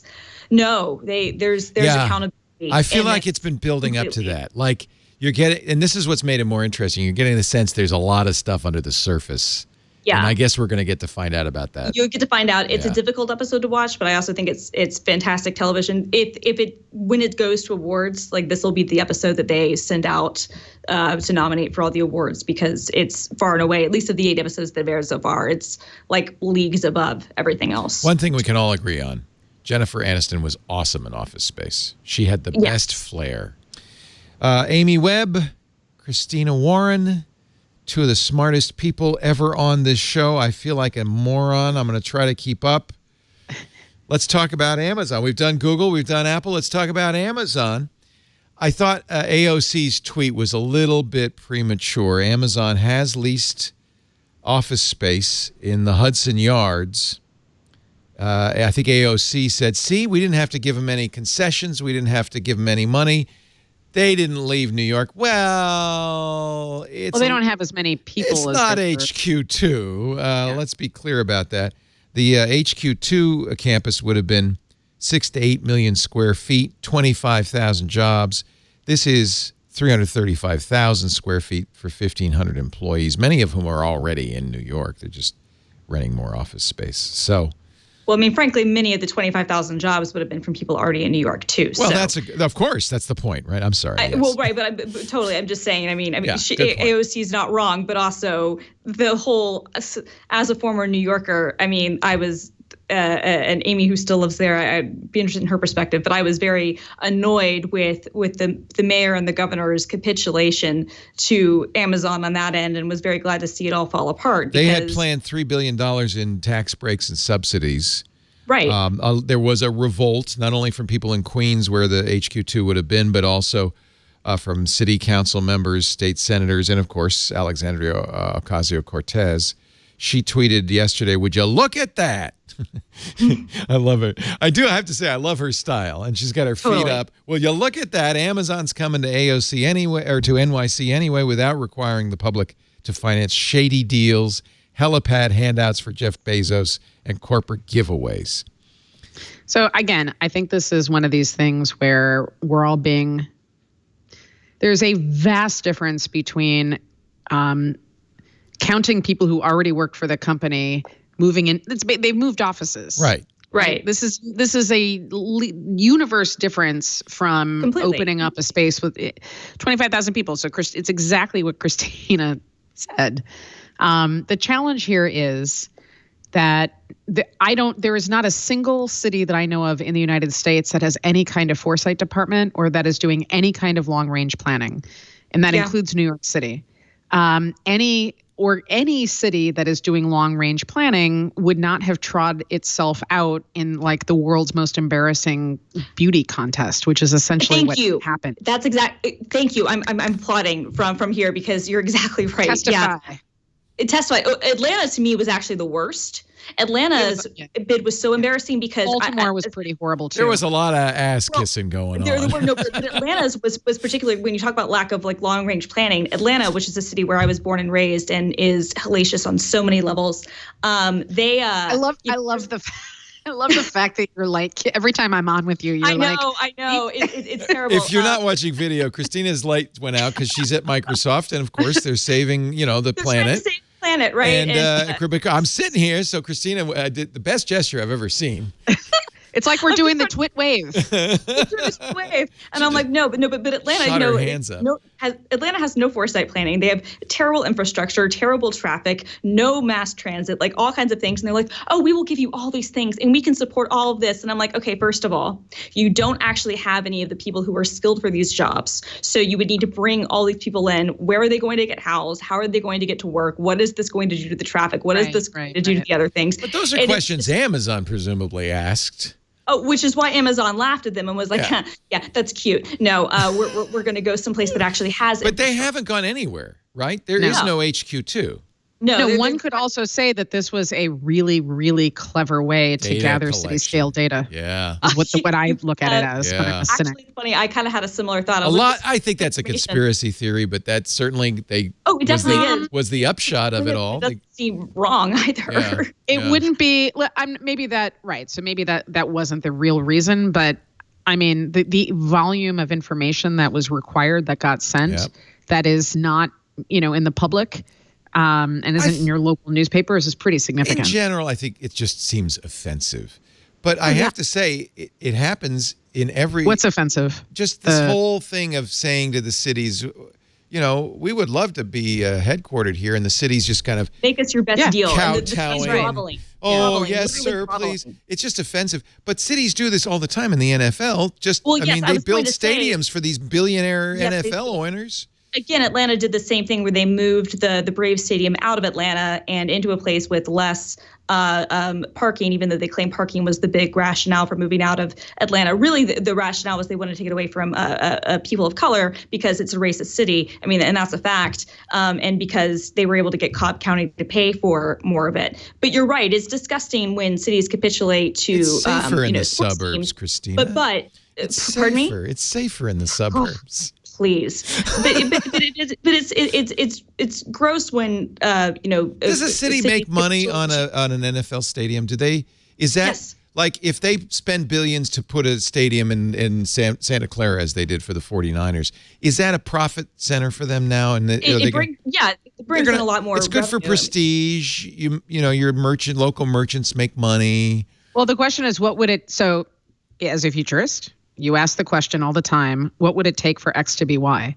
So what would it take? So there's that new stadium going up in Vegas. I was just there and it's enormous. It's huge. What would it take for Vegas to earn back the money that it's putting in? Because they're not going to make it back through even Vegas isn't going to make it back. What I think Vegas looks at is how the Golden Knights have done for them and how the city's gone crazy for the Golden Knights. Vegas makes sense. It's a tourist town. Look at Dubai. I mean, what are they building? They're building a palace in the desert. Hoping people will come and spend money. But I think it depends on how well the team performs too, right? How much they give Lady Gaga for a residency? I mean, it's nothing. I'm a baseball person, and I hail from a baseball family. I'm a baseball person. I live part of the time in New York and part of the time in Baltimore, and I spent my childhood at Wrigley. I can tell you that the Orioles, there's a beautiful, relatively new stadium that is mostly empty most of the time. Yeah. Baltimore built a beautiful stadium for them. Yeah, I mean, so much of it depends on how they do, right? Like Seattle, for instance, like once the Seahawks started doing well, and it's interesting because the Rise it's hard to draw a correlation because the Rise also happened to match exactly the ascendance of Amazon. But you saw what's happened, like when I've talked to people who've lived here much longer than me, the ascendance of the downtown area and kind of the way that area has become more developed and has become, has started to make much more money than it did before. So, you look at like where the stadium is located before the Seahawks, before kind of the rise of those other things and where it is now, it's certainly much better for them. I think you could say that they've gotten their money's worth, but it's obviously, to Amy's point, it's hard to kind of extrapolate what do you have to do to have all those things align. This is where tech comes into play too. So I feel like maybe 10 years ago or so, I remember the 49ers building more technology into that stadium. And I'm going to sit through a baseball. I've got the patience to sit through a baseball game, which a lot of people don't. But America does not. You talk about an agrarian sport. Are we watching the grass grow or a sport activity? What is going on here? Series. I failed. We're not helping you. If only you could see us. Her lights went out again, if you're listening. And poor Christina had to leap into the air. They really don't want you to be there, Christina. They want you to go home. No, it's every hour. It's literally every hour. But it just happened 5 minutes ago. Yeah. I know. That's the 5-minute warning, apparently. And then, like, every hour on the hour, it goes off. Oh, I see. The So 5-minute warning. Say about tech.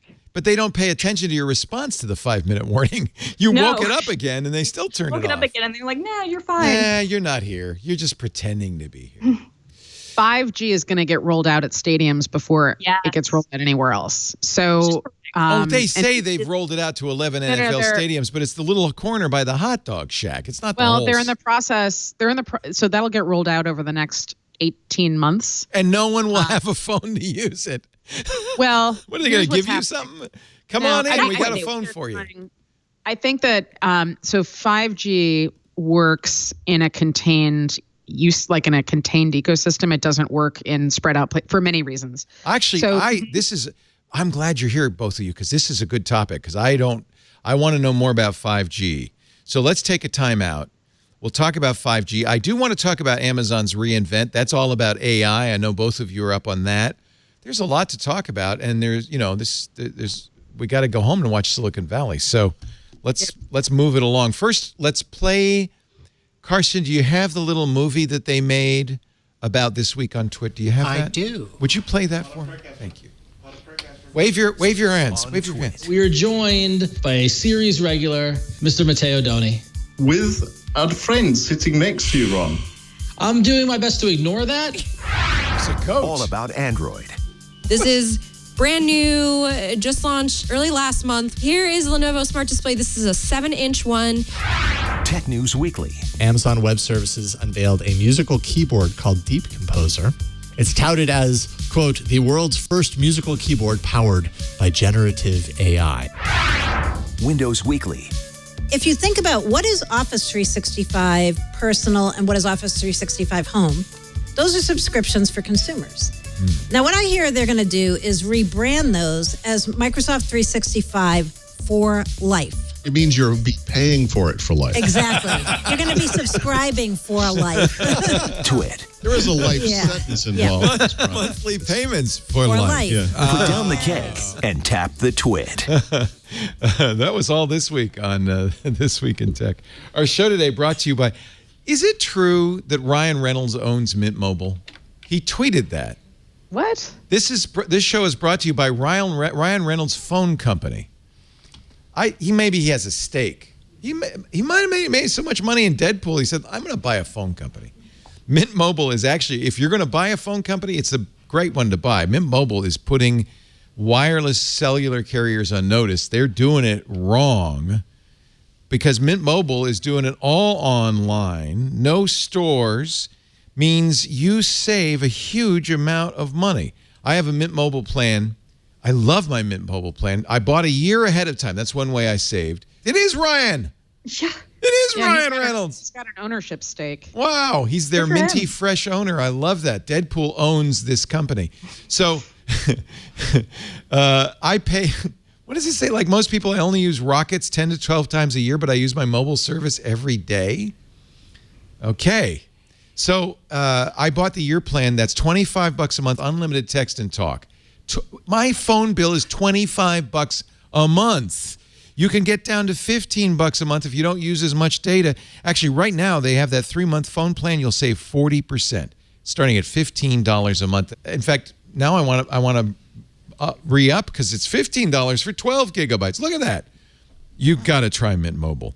That Mint Mobile SIM will go in your existing phone, no problem at all. So you can use your own phone, keep the phone number if you want. You can have it ported over to Mint Mobile. All your contacts will stay. They also sell phones.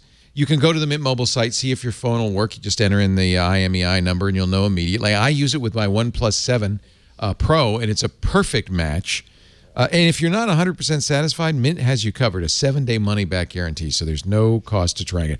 Go to the site and see how much they'll save you. Mintmobile.com/twit. Mint, like the minty fresh, smells great. Mint Mobile. But you got to get this great deal before it's gone. Mintmobile.com/twit. $15 a month, 3-month introductory plan. They'll ship it to your door. You put the SIM in, and you are minting. I don't, honestly, I'm just going to move all my phones to Mint Mobile. I don't know how they do it, but that's maybe Ryan Reynolds doesn't mind losing money. I don't know what it is. $15 a month, 3-month introductory plan, mintmobile.com/twit. I've been using the Fox now for, I think it's close to a year. Maybe I can re-up. Question. Yes. Leo, if I miss a payment, does Ryan Reynolds call me to harass me? Because then I would miss a payment just for that. A little Ryan Reynolds snark, that wouldn't be so bad. It's wow. I saw that tweet. Is he like, what does it say on the site how much he owns of it? It didn't say. No, I can't find anything where it says. I'm trying to read a CNN thing. It just says an ownership stake. He tweeted that. These guys have so much money. They got to find something to invest in. And I think this is a good investment. It's an MVNO. They're reselling T-Mobile service. So it's good quality. I mean, I think Brian's smart. So what would happen if the post-merger then? So Sprint and T-Mobile are up for that's a good question. Right? I think their contracts probably, continue on, right? You're not going to abrogate existing contracts. You saw Jason Howell. This is one of the things Amazon announced at reInvent, the Composer keyboard, which they are quick to point out is not for musicians. And when I play a little bit for you, you'll understand why. It's this is an AI-generated music. Listen for the bad notes. It's just... It's like a confused wedding band. What song are we playing? I was gonna say this is like the '80s, like terrible. Here's some rock. Here's some rock, which I don't know. There is a little improvised lick in here that apparently sounds pretty original, but it doesn't sound like rock to me.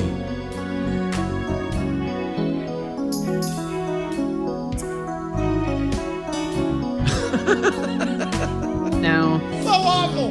I mean, look, it's Muzak with a Z, right? And bad notes. So they said, they were quick to point out, this is not for musicians. This is for developers who want to understand GAN, the generative adversarial networks that are used to generate this music. I think a little less adversary, a little more cooperation might help. But this is, remember last year, and I bought it and I have it, they released a Deep Racer, which is a little race car that would help you learn about reinforcement learning. And I thought, well, that sounds like fun, but I haven't done too much with that yet. So I had a full ride to music school. I dropped out a year after that, but I have a fairly significant amount of training. I remember reading, don't tell me, you're a flautist. God, no. Don't, Leo. No, wait a minute. Trombone. I'm a clarinetist. Clarinetist. It's a reed instrument. Okay, I got it. Yeah, I technically play all the woodwinds. Anything with a reed. A woodwind is anything with a reed. Oboe, I don't play doubles, but saxophone, clarinet. Let me say this. Yeah.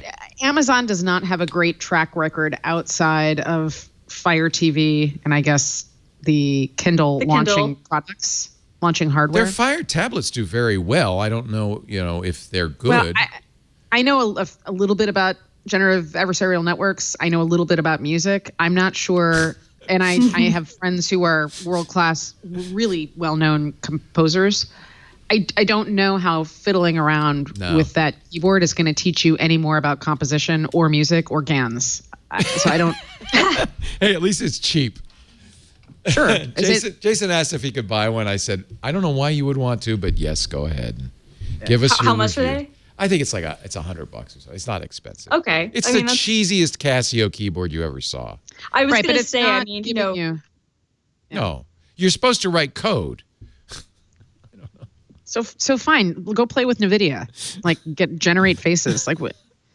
I had, and I'm not joking here, I had a thing for my Nintendo in 1990 that had a Casio thing, and it was a cartridge that would teach you to play the piano. Much better. It wouldn't teach you to code, but it would teach you to play the piano on your Nintendo Entertainment System. It was that was pretty. It's better than this, probably. They announced. It was. It was. They announced, as they always do, like 1,000 new products. I don't know. Yeah. I don't know if any of it's important. It's kind of hard to tell. They spray so much stuff out. Deep Composer was the keyboard. They announced a new medical transcription, which, by the way, classically, medical transcription's easy to do because it's a constrained vocabulary, right? Yes and no. So my husband's an eye doctor, and the problem with medical transcription is that, so this is like it's a tech problem. It's a stupid tech problem. Everybody's got different EMRs or EHRs. So these are like the content management systems that power medical offices. And they're made by people who don't practice medicine. Yes, of course, naturally. Right. So the problem is, although it's totally structured data and there's not a lot of flexibility within the system, everybody uses it totally differently. So, and once you get into, like most people just sort of click all the radials that they have to for HIPAA and for insurance, and then they like dump the actual information that's usable in the notes. So what you're saying is the transcription would work, totally, but getting it into your system, right, you're just going to put it in the open field. But this is actually kind of like, I think, a harbinger of a hot new area, which is being the intermediary between the healthcare provider and our PD, what I keep calling a PDR, or personal data record. Yeah. Salesforce, I think, I wouldn't be surprised if Salesforce starts tiptoeing into this area too. And they're not, that publicly at least that I know of, but they have gotten into education. So they're trying to power education records, kindergarten through forever. This explains a lot to me because I couldn't understand why they announced this, because this is medical transcription is a well-solved problem. Most radiologists no longer type in their notes while they're reading an x-ray. But there's a lot of people who do the transcribing. Well, no. Okay. All right. I thought medical transcription with its very limited vocabulary was at least easier than general conversation. Well, I think it depends on your field. So like, and again, it also depends on whether or not what you're dictating as a doctor is meant to be read by others, which it isn't always. Right. But ultimately, none of it matters. I think people are going to be skeeved out a little bit by Amazon being the new intermediary between the doctor and you, which makes sense. Data pipes. They announced something called Contact Lens. Don't get your husband should calm down. It's not. It's Contact Lens for Amazon Connect, a new machine learning powered analytics capability for customers to better assess call contacts. And a lot of other stuff like that. Yep. They have a history of having these enormously complicated, long press conferences. So about a year ago at this time, they had like 87 different product announcements, in like esoteric areas of computer vision and machine learning. And at the end of that was a microwave powered by Alexa. Right, which they never, I don't think they ever came out with, did they? Did they? You can buy them. They did. Oh, they did? No, it's Amazon Basics. Yeah. Which everybody laughed at. But again, like, what does that microwave tell us about our future? Right. Amazon Chime meetings app for Slack. HTTP APIs for Amazon API Gateway and Preview. Windows GMSA support in ECS. Amplified Data Store. Amazon Neptune Workbench. Stop me if you get excited. Well, here's why it's exciting. This is actually, I think, really exciting because it again it's a lens into a company that powers an extraordinary amount of everyday life, and everybody is totally fixated on Amazon.com. Yeah, they think it's all about a reminder that Amazon stuff. is more than that. Yeah, right. Yeah. Mm-hmm. Yeah, they didn't mention selling stuff at all at reInvent. Right. SageMaker operators for Kubernetes. Automate OS image build pipelines with EC2 Image Builder. The Amazon EventBridge Schema Registry. I'm glad I could just pronounce it. All right. Well, we'll skip ahead then. I was hoping to spend an hour or two on the things announced at reInvent, but clearly, no, I'm just kidding. Clearly it would take 10 hours. It would. Better get started. We'd have to go through. Yeah, we'd have to recreate the reInvent keynotes. Good news. Huawei's latest smartphones and network gear are America free. This might have backfired a little bit. Totally. For the Trump administration. Yeah, Is this Cepheus that did this? Oh, look, you've got a wonderful mate book. Do you love your mate book, Christina? I love my fake MacBook. I love my MacBook Pro X. I really do, honestly. Do you use that, Christina? I do. I bought this from the Microsoft store like a little over a year ago. But you might trade it in for the Surface Laptop 3 now, right? That's yeah.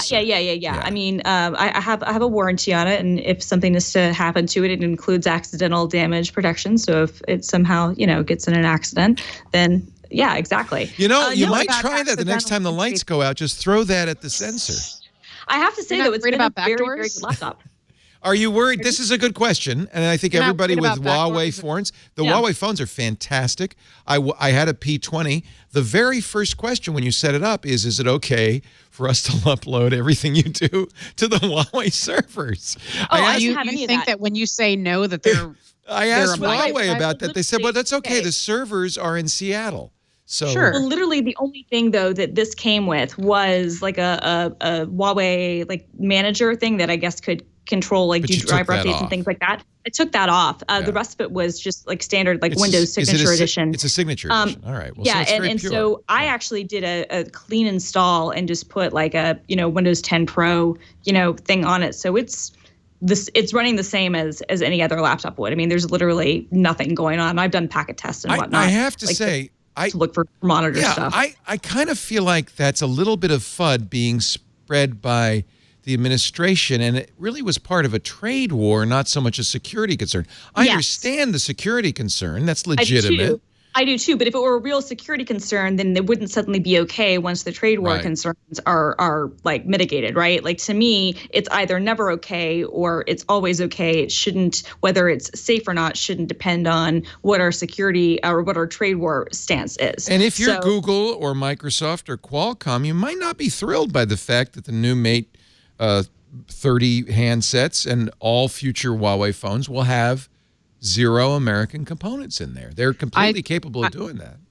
I've been traveling for work for the past 3 weeks in London. I've been in London. I was in Vienna. I was in Oslo. I've been all over the place in Europe.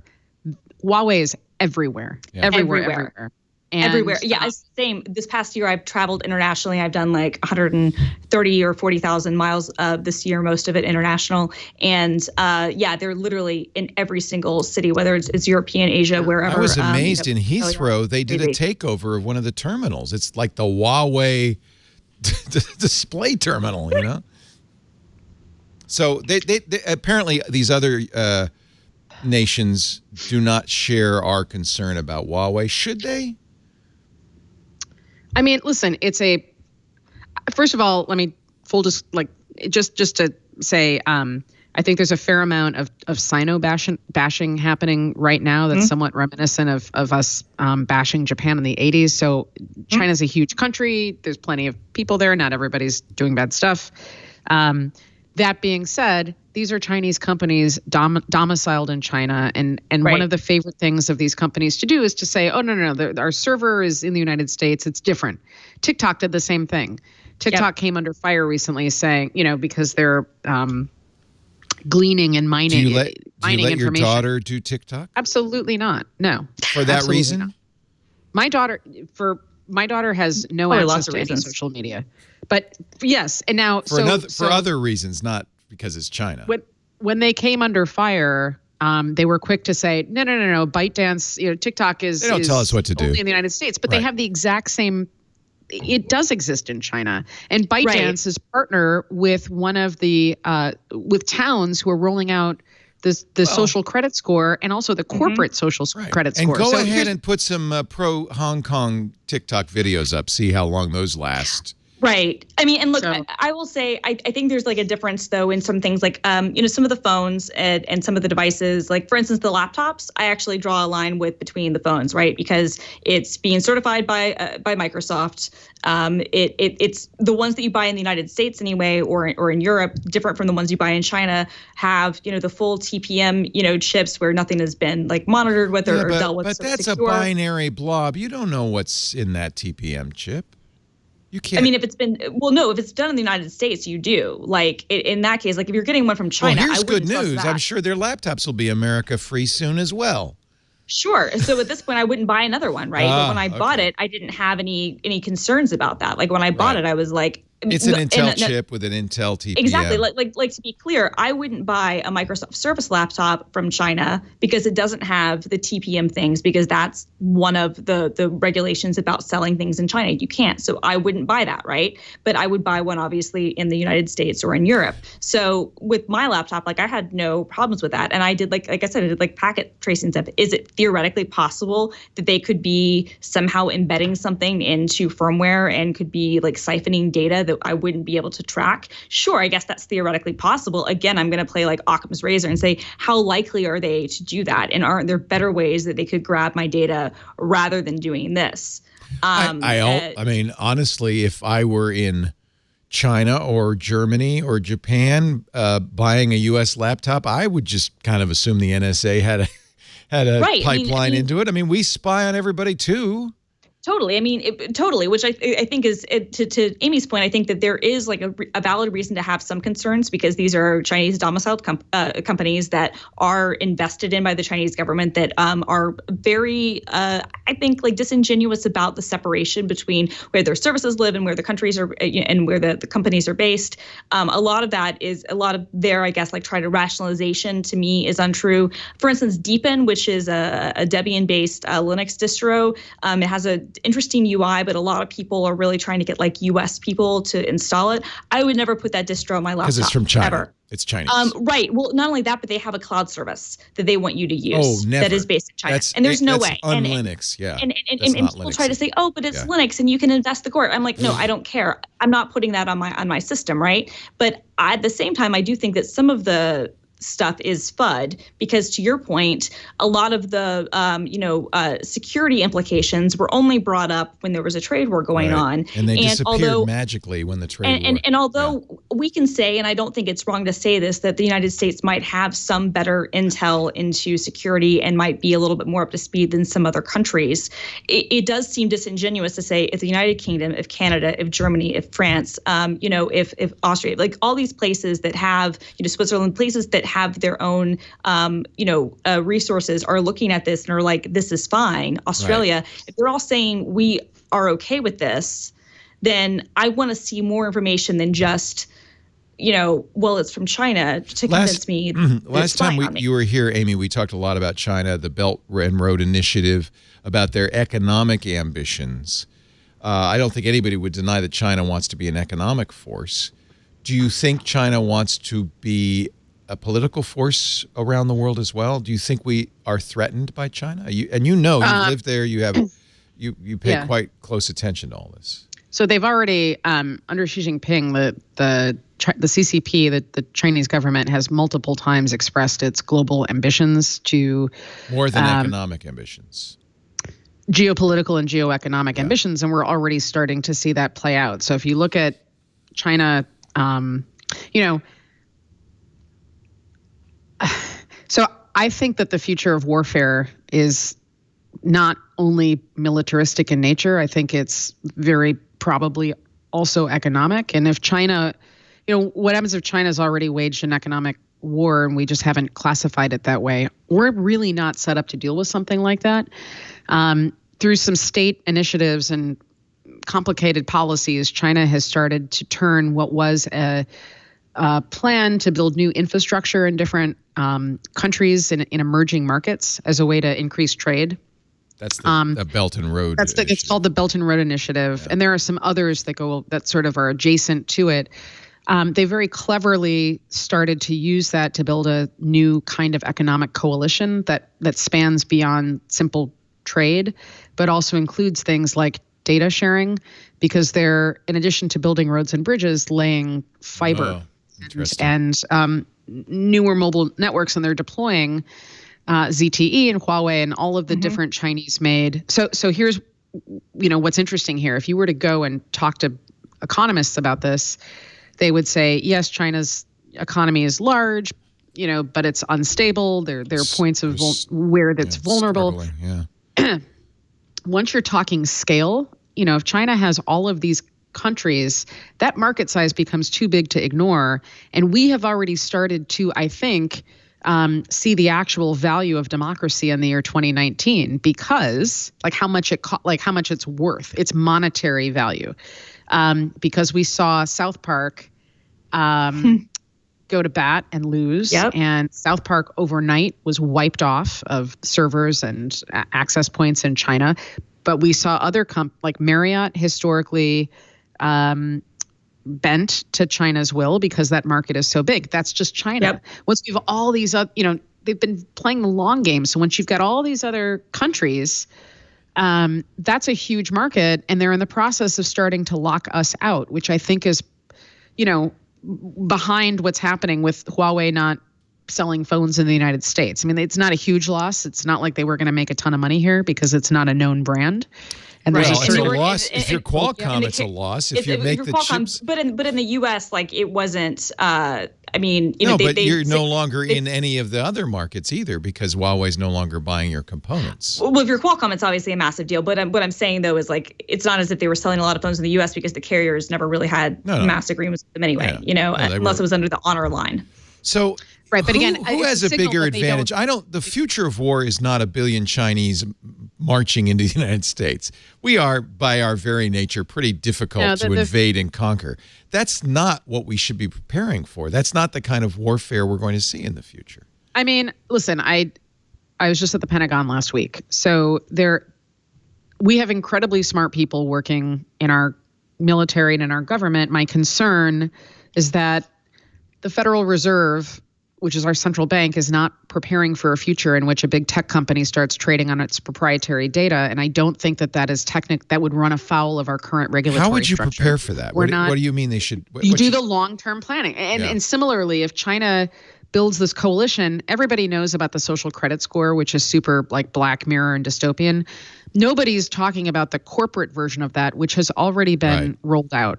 So what happens if an American, not a big, huge tech company, but like all of the small companies that power our economy that require on goods and services and parts from China are suddenly locked out, not because of a trade war, but because they don't have a credit score. Right. That is a way, if China erects sort of a gigantic digital bamboo curtain that doesn't need to be contiguous. Threat. So you're not even saying it'll be cyber warfare. It's pure economic warfare. That's what I'm saying. Like the future of war could be super boring and therefore much more lethal than we've ever imagined. Yeah. Right. And my concern is that we're not thinking about that. We're not preparing for it. Yeah.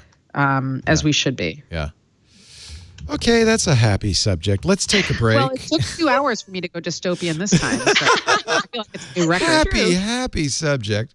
This is why I brought it up. I'm really interested in this, and we are slowly converging on this. We've been talking about it with you for years, but it does seem like we're making gradual progress in this direction, and it's very interesting. Yeah. Do you think we have a disadvantage as an open society compared to an authoritarian society? I do, and I'd still prefer to be an open society, but. Absolutely. I would far prefer to live in our democracy, flawed as though it may be. And China is committing atrocities against some of their ethnic minority populations. Awful. Yeah. So there's horrible things happening. The problem is... And they're using technology, by the way, against these Uyghur minorities, for instance, requiring them to submit DNA, requiring them to everybody in China to use face recognition so they can collect a database of the entire country. Listen, like that.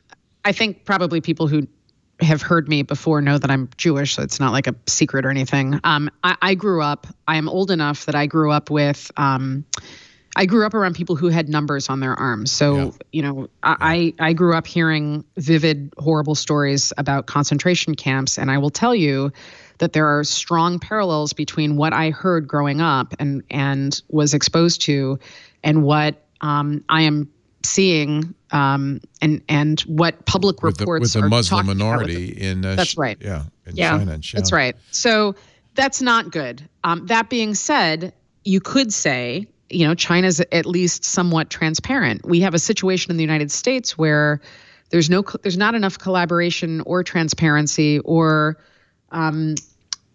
accountability. Like forcing a company to pay a fine doesn't seem like we're really trying to work in what's the best for the public interest. Especially a fine that's a fraction of their total quarterly. Right. Everybody in Europe, all the government agencies there love to talk about how they really brought the hammer down on Facebook. And I'm like, yeah, and they wrote you a check and what behavior changed? Mark Zuckerberg's cigarette money. Right. You know, he's going to have to give up smokes for a month. Big deal. Does he smoke? No. That's what makes it funny. It's funny because it's not true. Got it. Let's, again, you made it even more dystopian. Thank you, Amy Webb. We're moving rapidly into a world that no one understands or no one can even, I don't even know if you had an office of, future policy assessment. I know you're a futurist, Amy, but how could you prepare for this kind of stuff? I don't know how you prepare for this kind of stuff. Well, I don't have, listen, as a futurist, I will be the first person to tell you, I don't know what the future is going to be. All I can do is build a model, or I can build several different models. So that's why if there's a way to untether politics, which I know is increasingly difficult to do, from policy and to decouple politics from tech, that's our best way forward. But we need a structure to do that, which is why I've been proposing this National Office of Strategic Foresight, which, by the way, I don't want to run. I just want to see it happen, and smart people work there and lead. Yep. Good luck. Like the Office of Technology Assessment, which was nonpartisan, and the whole idea was, look, we're not going to make a partisan political judgment here. We're just going to fill you in on the technology so you can make your, and leave it to the politicians to make the partisan judgments. They have to deal with politics, but these groups don't, and that's a good thing. Gosh, there's so much more to talk about. Let me take a break. I do want to talk about France's 100% tariffs on U.S. goods. France saying we're going to tax big tech companies, and the U.S. President Trump's response, which is to put 100% tariff on my blue cheese. But first, a word from Privacy.com. Well named in this day and age, and I am a huge fan of Privacy.com. I've been using it for a very long time. What Privacy.com does is exactly what you want, which gives you a unique, brand new virtual Visa or MasterCard number for every purchase you make online. It's really easy. In fact, I have an extension running in Brave and Firefox, Chrome, Safari that lets you generate these, paste it right in, just as you would a regular credit card. But here's what's cool about this Privacy card. As soon as you use it, it's tied to that merchant. Can't be used anywhere else. Or you can say this is a one-time use card. It can't be used anytime, anyway. You can set a total limit per charge. You can set a limit per year, per month. You can freeze and unfreeze cards. I use Privacy for all my subscriptions because, frankly, I always forget to cancel them. But with Privacy, there's just one user interface at Privacy.com. I freeze that, and the subscription is over. It is incredible. Totally secure. You don't use the same password on every site, I would presume, so why use the same credit card number when you shop online? It is a great way to protect yourself, and Android and iOS apps too. Now, I should tell you, it's not a charge card. It's not a credit card in the sense that, it's not like that. It actually links to your U.S. checking account or debit card. So you pay it right away. It's not a way to kind of create a charge card. It's a way to buy things online in a safe, secure way. Spending limits per charge, per month, per year, freeze and unfreeze cards, PCI DSS compliance, so it's exactly the same security standards as your bank. I love it too because when somebody tries to use a card that is assigned, like on my Amazon card, if somebody else used it, I'd get a decline email and a push notification, so I know that, hey, that card's been compromised. I can easily turn it off, put another card in there. Of course, it's strong encryption. In fact, they believe so much in privacy that they have a split key encryption system. Employees at Privacy.com hold partial keys, separate employees, kind of like the two keys at the nuclear missile silo, right? So no one employee can decrypt. I use the personal. I changed. I was using for a long time the personal plan. That gives you 12 cards a month, all of those features. But they've launched 2 new paid versions. I immediately sign up for the pro version. You pay $10 a month, but you get 36 cards a month. That's got to be enough for anybody, unless you do a lot of Instagram buys. That's a lot of money. Plus, you get 1% cash back on all purchases. So it's a profit deal for me. I use privacy enough that I make more than the $10 a month it costs. And you get additional security and privacy features. Now, if you're using it in a business, there's privacy for teams. $25 a month, you get 60 cards a month, plus a dedicated account manager. You can have transaction limits tailored to your business needs so employees can't just go crazy. This is a really nice service. Free for personal use. I just want to say that. But if you are already using it, as I am, I looked at the Pro and I said, wait a minute, that's going to actually make me money because I can get the 1% cash back. So that's, you know, and I've already made, it's not a lot of money. I can't remember how much it is, but like 10 or 15 bucks extra a month because of that. Privacy thinks you should have full control of your data. They have a webhook API, so you could even create your own notifications. They support two-factor. Of course, I use two-factor with it, as you should. Protect your privacy, protect your money. Virtual cards from privacy.com. I'm such a fan. We want you to try it. If you go to privacy.com/twit, you'll get a $5 credit off your first purchase. And of course, if you're using privacy, or look at Pro, or if you want to use it in a business, look at the team plan as well. That's a really good way to make it even more valuable. Privacy.com/twit, $5 credit towards your first purchase. It's all I use when I'm online.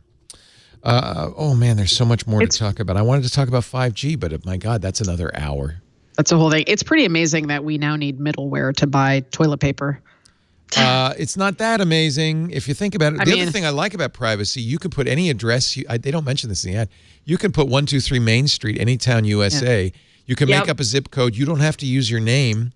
Yeah. So the service is incredible. It's more just like, I can't believe I need middleware. Well, you can still go to your local CVS and pay cash. Yeah, but if you use your loyalty, exactly. But also, if you use your loyalty card so you can save, then unless you watch out, because here comes those Amazon Go stores are going to be everywhere. I imagine your neighborhood bodega, you'll just go. They are literally in my neighborhood.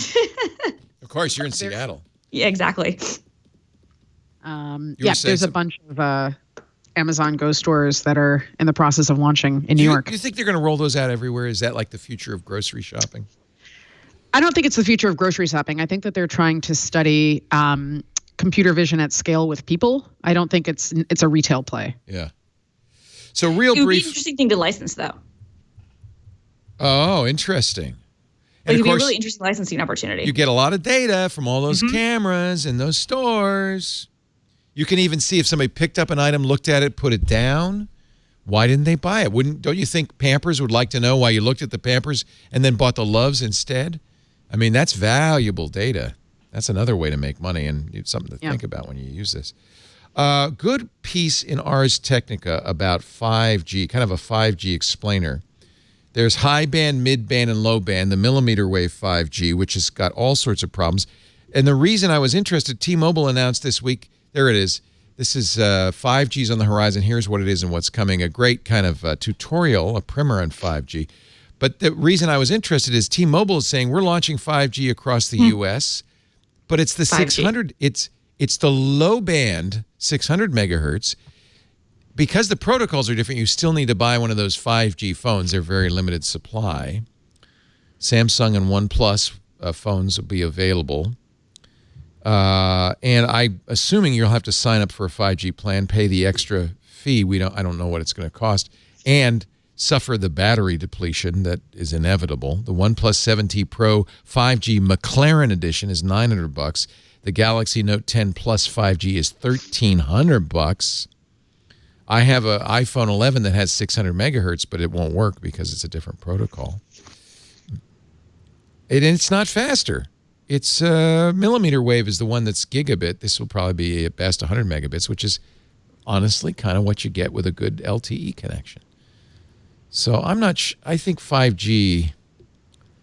Do you want to say anything about that? Anybody want to say? I mean, I think it's not dissimilar other than the millimeter waves, which obviously is a massive difference. And I think that could be really, and obviously, but what I mean from a technology standpoint, I think from a speed standpoint, I think that has implications and opportunities and things like stadiums, like we talked about, or even at like you can only the problem with millimeter wave is at 24 gigahertz, which bounces off everything, right, including raindrops, and you have to be something like 900 feet. From the transmitter. But what I was going to say, though, is that with that being kind of the big difference, and there will be things that can, use cases where that will be useful, and maybe there will be opportunities to put more transmitters around and make this, more applicable in more and more areas.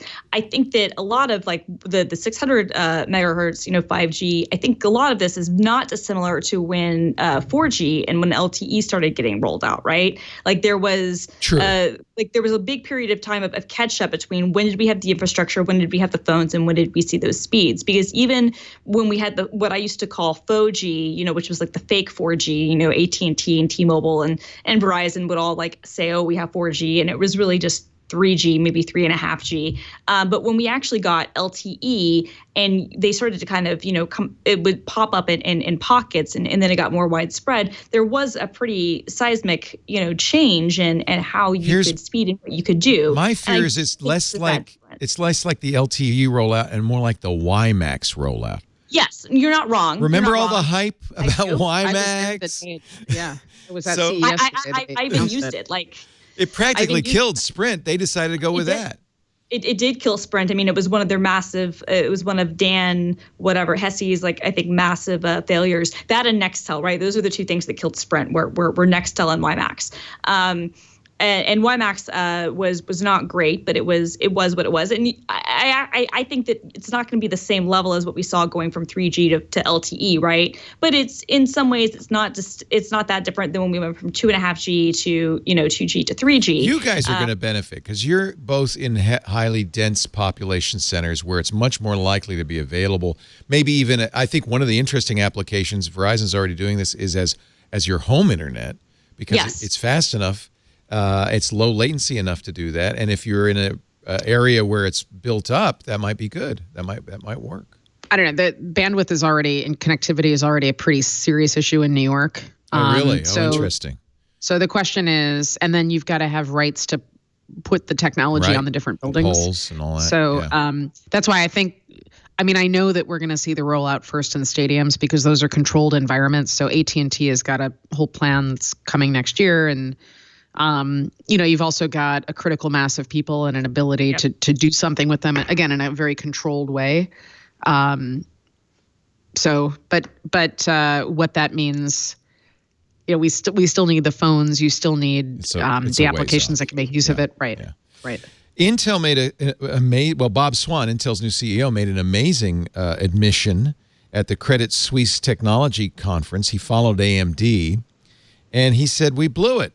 This is Intel's CEO for the first time saying, we made a mistake trying to maintain 90% CPU market share, which we had, but he says we're going to change the company to think about 30% of all silicon now. Here's the quote. We think that having 30% share in a $230 million silicon total available market that's going to grow to $300 billion over the next 4 years. We prefer that to, I'm trying to destroy the thinking about having a 90% share inside our company because I think it limits our thinking. I think we miss technology transitions. Mm-hmm. We miss opportunities because we're so preoccupied with protecting our 90%. This sounds familiar. It sounds like other companies might have gone through this instead of seeing a much bigger market with much more innovation going on.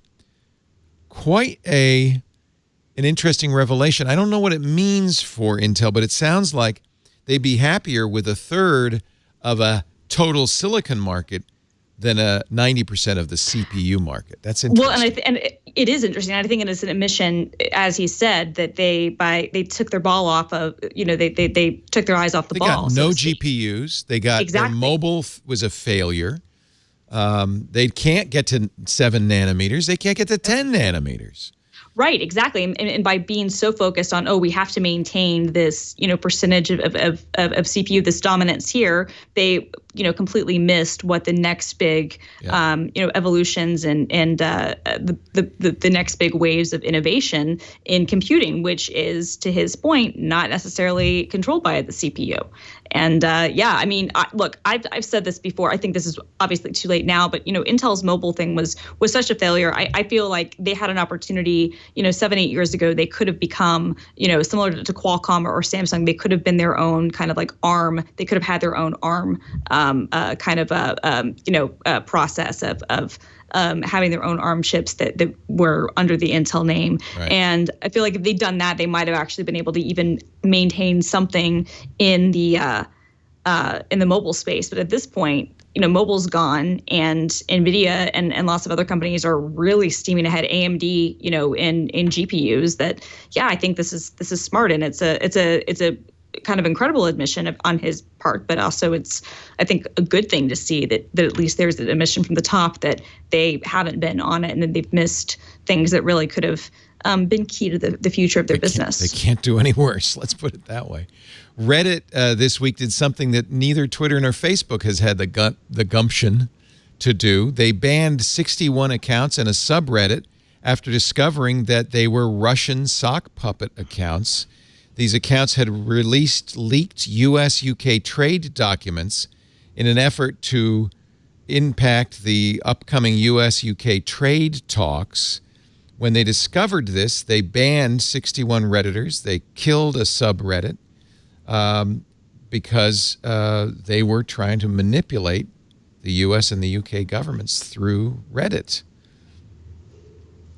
Something Twitter has had a hard time. They say they're doing, but they don't seem to be very successful at it, or Facebook either. Let's see. Elon Musk, not guilty. Yeah, that surprised me. Apparently, you can call people pedos, and it's okay. I mean, look, I'm not a huge fan of libel suits and in general, but this one I'm actually a little bit surprised because this was not a public figure, and it wasn't just what he said on Twitter; it was what he then followed up with. He doubled down. Yeah, he doubled and tripled down. I mean, going to the press and trying to push that incendiary, false idea. I mean, hey, that's what the jury found. His defense, and apparently it swayed the jury, was, we call people pedo guys in South Africa all the time. It's just a normal thing to call people. I think that, I don't know. I wonder if, this was going to wind up being a speech issue. Maybe that's it. The guy's not a public figure. He sued, the cave divers sued him. I understand why he sued him. I might have done the same. Especially after he doubled down and said, well, no, I got the evidence. I got the proof. I mean, he didn't say it's it's just a nickname. Well, anyway, another bullet dodged by Mr. Musk. Well, I think tweeting something, I think if he had done, we've seen plenty on Reddit, we've seen plenty of other people go after, in a way. This was a tweet. Yep.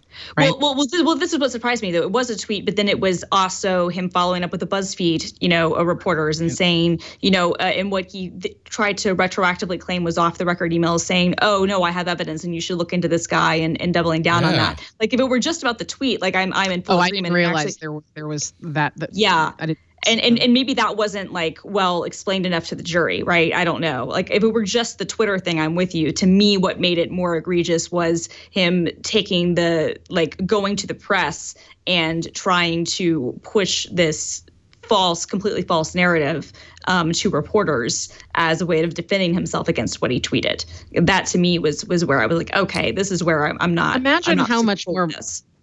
Imagine how much more productive we would all be without these ridiculous distractions. Yeah.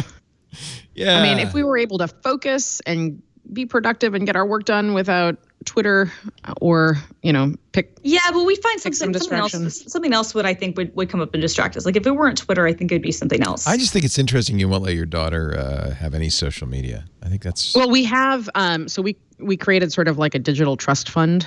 So like regular trust fund, except instead of money, it's her username and passwords. Oh, that's smart. So once you're old enough to handle it, you can have your username on Twitter. Right. So she's got her name registered everywhere, and we constantly put into that, but she has no access. You admit, and I don't want to talk about it if you don't want to, but last time you were on, you talked a little bit about the extent, the lengths you go to at home to protect yourself. Highly sophisticated stuff you're doing. I thought that was very interesting. Are you someday write an article about that? Maybe after. Actually, it was one of the shows that I was on recently with you. We talked briefly about the network configuration that we have and that we for her. I just don't want to give anything away because I mean, it's not all that complicated, really. You can use you could use an off-the-shelf firewall. You could configure something. But you've gone a little bit beyond that, I think. I think that was my sense of it anyway, and I want to get. I'm not going to explain what we did. No, and I want to get into the Keybase group that you're in that discusses all these techniques. Obviously, very sophisticated. Actually, they are all listeners of this show, and the reason that I have this microphone is because one of them was like, "You sound terrible. You need a better microphone." Oh, nice. We would have sent you a good microphone. I don't know why we didn't. I apologize. But no. You say it's so anyhow. They're you sound great now. So thank you. At Leo Laporte on Keybase, and actually, we're trying to set up a triangulation with one of the founders of Keybase because I'm a huge Keybase. Did you get lumens? Did you sign up? I get every once in a while the Lumen bot comes by, sprinkles some lumens on me. I don't know what to do with it, but I'm not a cryptocurrency guy. I got those 7 Bitcoin sitting in the vault that I can't unlock. You can't get, right. Yeah. So I was in Vienna and I was in, I forget what country. I was somewhere. I was in London, maybe. And I'm walking up the street and there's a store called Bitcoin Store. And it's a store where you can go buy Bitcoin and then buy things in the store using the Bitcoin that you just bought, which is it. Like if that's not peak crypto, I don't know what is. Total peak. Yeah, that's great. Some of the other cryptocurrencies at least are stable. I wouldn't want to. I mean, Bitcoin goes, and honestly, we're hearing a lot about some of the reasons for these fluctuations. Yeah, that's the interesting thing. A lot of manipulation, it feels like, going on, right? Oh, well, of course there is. But what's the turnoff to me about some of the crypto stuff is just that, because so much of that, the transaction fees can be so ridiculously high. And the speed of the transaction is so low. Well, that's it, right? You have to pay more money if you want your transaction to go through. Right. And at that point, you're like, okay, well, then what's the point of doing this? Real quickly, Magic Leap. Some of the dust is off the pumpkin. Kind of an interest. Before we trash and make fun of Magic Leap, may I just say that I don't, just because a company, it's possible for a company to make a market, to invent groundbreaking technology, and to not have a business model to support the commercial aspirations of that company. So there is also, and I will grant you this, a definite desire in the tech press to find the next Elizabeth Holmes. Like we're all looking for. But this is not vaporware. I have been down on their campus. You've used it. I used it. I've also read a hefty number of their patents back to back. Okay. Good. So I'm glad you're on. So it's a fun company to make fun of. I mean, listen, Roni years ago when they were supposed to show something at a TED Talk, wound up on stage wearing a spacesuit and danced around to weird music for 7 minutes. They mentioned that, yes. There is plenty here that, and they made ridiculous promises that even went beyond. I think that's the thing. Promises. And they raised a lot of money. They raised $10 billion. Yeah. Okay, but they are also what I have seen them working on and what they are building is like nothing I've ever seen before. And this to me falls within the realm of basic research, and it is the exact reason why the street punished Amazon and punishes the big companies because they don't want work being done that's not revenue generating. And for the foreseeable future, well, listen. Magic Leap is working on the kind of stuff that's not going to generate revenue for a while because there's I think the argument you're making is fair, but I also think it's fair to come back and say the problem is that they didn't ever sell themselves as that, right? Like it wasn't ever expressed as we're doing these things that will be however many years into the future and that this is the building block of this, and this. Well, it's hard to raise capital saying, please invest in us. You're not going to see anything for 20 years. I don't disagree with that. That works in biotech. It does, and bio and pharma, that does not work in big tech. I understand this, but the reality still is, I understand that's how it works. But the reality is when you frankly mislead people, and when what you're saying is not actually coming to fruition, then people are going to feel burned, and there is going to be schadenfreude based on what happens. And I'm not saying that there's a way. I don't know if there's a way that they could have won or they could have done better, right? Which is disappointing and which is sad. So this is the problem. It's when there's a rush to commercialize technology before it's ready. And so, I wasn't in the meetings when these things were being discussed. I can just say, what did Ronnie? Somebody promised like 1 million, some stupid number. Like there'd be 1 million headsets, right? 1 million first, and then he went down to 100,000, according to the information. And by the way, these headsets are not ready for prime time. So this is my question, because you say, now you've used the Beast, right? You used the big thing. No. So I've got what they sold, and what I've used is basically, and we're talking. I just assume people know what Magic Leap is. I shouldn't. We're talking about an augmented reality headset. I would call it extended reality, but it's a pair of glasses that wraps around your head with a compute that sort of clips to your belt and a wristband. And that's what they sold for, I think, $1,500. I can't remember. It was expensive. It was a developer's edition. That's what this information article is talking about. They say they've only sold 6,000 instead of 100,000. That's not a big deal, is it? Have you tried this little headset and compared it to the real product demo that was getting people like you and Stephen Levy all excited in a froth? So there's a difference, obviously. There must. Here's what I would say. We need to be patient. We're talking about the kind of we're talking about fundamental shifts in communications technology that are going to be rolling out over the next decade or so. Every company is working on connected glasses. Amazon's already got a product. 2020 is the year of the beginning of glasses. The problem is that this is much more complicated technology. It's not like iterating on a mobile phone, so it's going to take time. I stand by what I continue to say, which is what I have seen and what I have read and what I've experienced from Magic Leap is unlike anything I've ever seen before. Now, whether or not they can create a commercial product at scale using that technology in a time frame that appeases tech bloggers, I don't know. That's probably not going to happen. But it doesn't mean that we discount. And it's not a bad thing. I mean, almost every technology has gone through that cycle, and it's very frequent. Look at the railroads. We got a transcontinental railroad, but all the companies that built it went bankrupt. Right. And maybe that's what happens here, and that's unfortunate. The only thing I'm not going to give the company a pass on, because I will completely agree with everything Zamie's saying, and that it takes time. It is a long slog. You have to raise money to do this. It's not something you can iterate quickly on. But for better or worse, they did make the decision to make the outrageous claims. They did make the decision. They used CGI to create the demo video that they said, this is it. Yes, and more than that, special effects company made it. More than that, I think honestly, the biggest disconnect they had was that the demos that Stephen Levy and people like Amy have seen in the future and saying it's the most impressive thing you've ever seen, that is completely different than what shipped. And there was never a clear explanation from them. Well, no, because the stuff hang on. The stuff that's impressive to me is the physics. So I don't need whales jumping out of wherever. The fact that I can map the spatial computing environment allows me to map without lag on a normal crappy network in the middle of New York City to map a space, and I can release objects that observe physics in that space and are relatable to me, and then I am part of that computing environment is what knocked my socks off.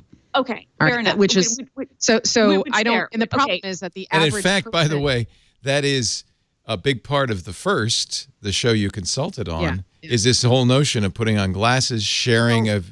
The model is that the thing that replaces the smartphones this is the model that I built a couple years ago talking about the future, is that smartphones recede to the background and are replaced by connected glasses and some other thing like a ring or a wristband for the time being. I love that idea. We're in the process of that starting to happen. How many companies made smartphones that flopped until Apple came out with the iPhone? I mean, there were a lot of them. Right.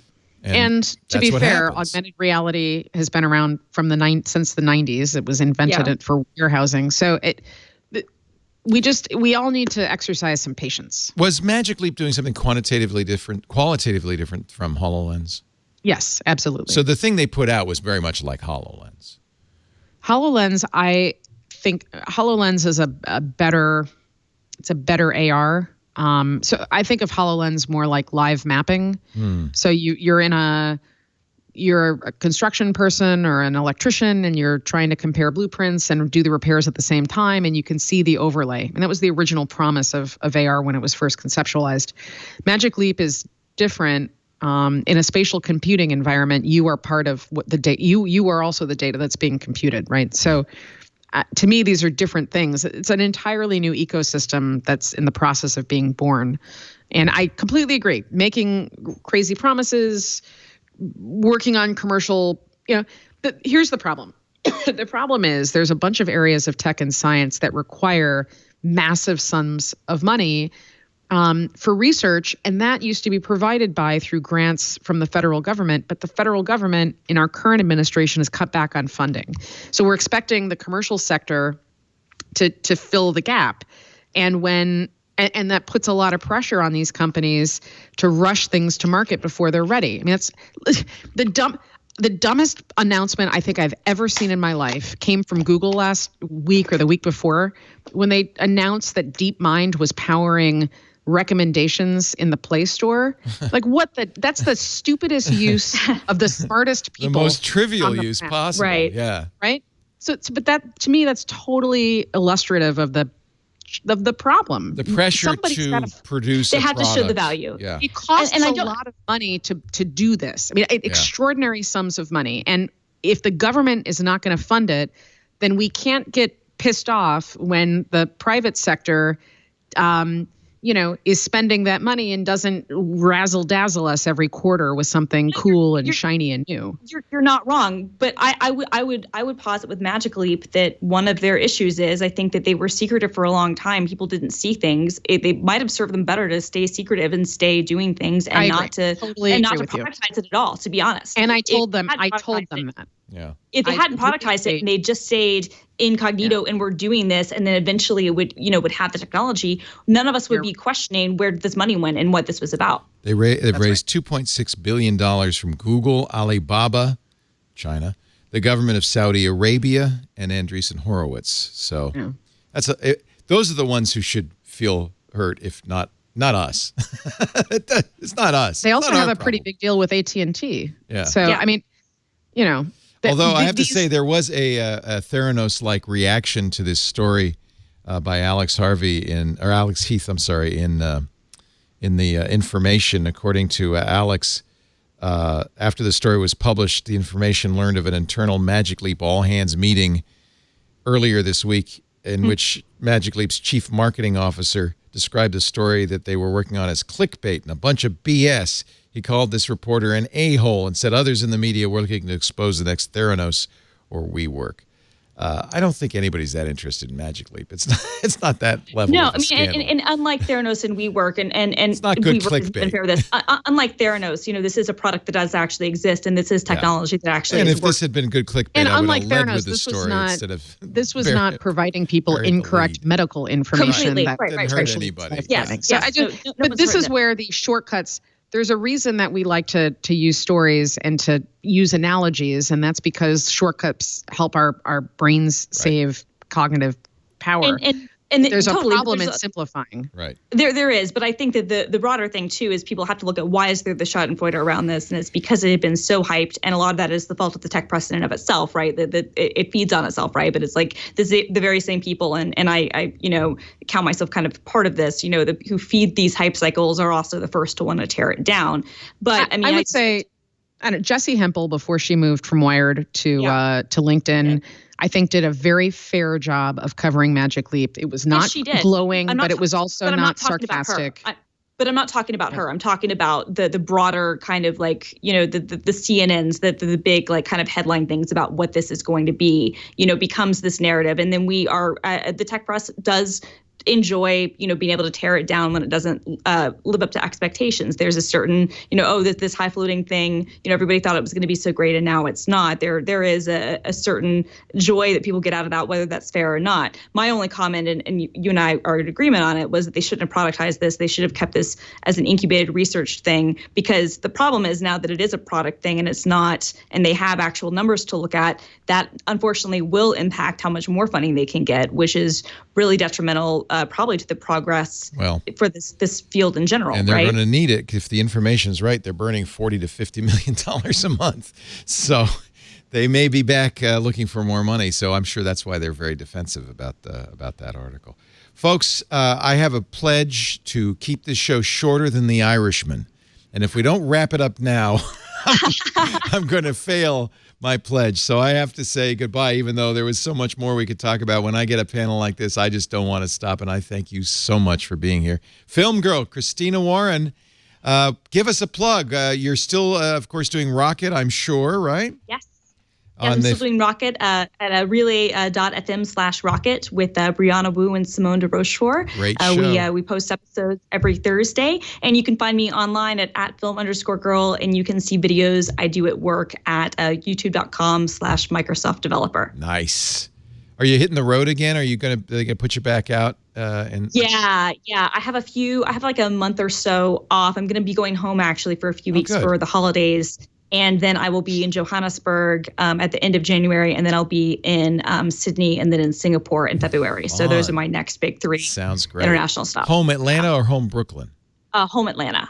Well, have a great trip, and it's great to see you once again. And great. Thanks for having me. By the way, thank you so much, Amy Webb, because without your vision of the future, I'd just be stuck in the present, and I don't like it here. I don't like it one bit. Amy Webb writes about the future at amywebb.io. You can get her books there.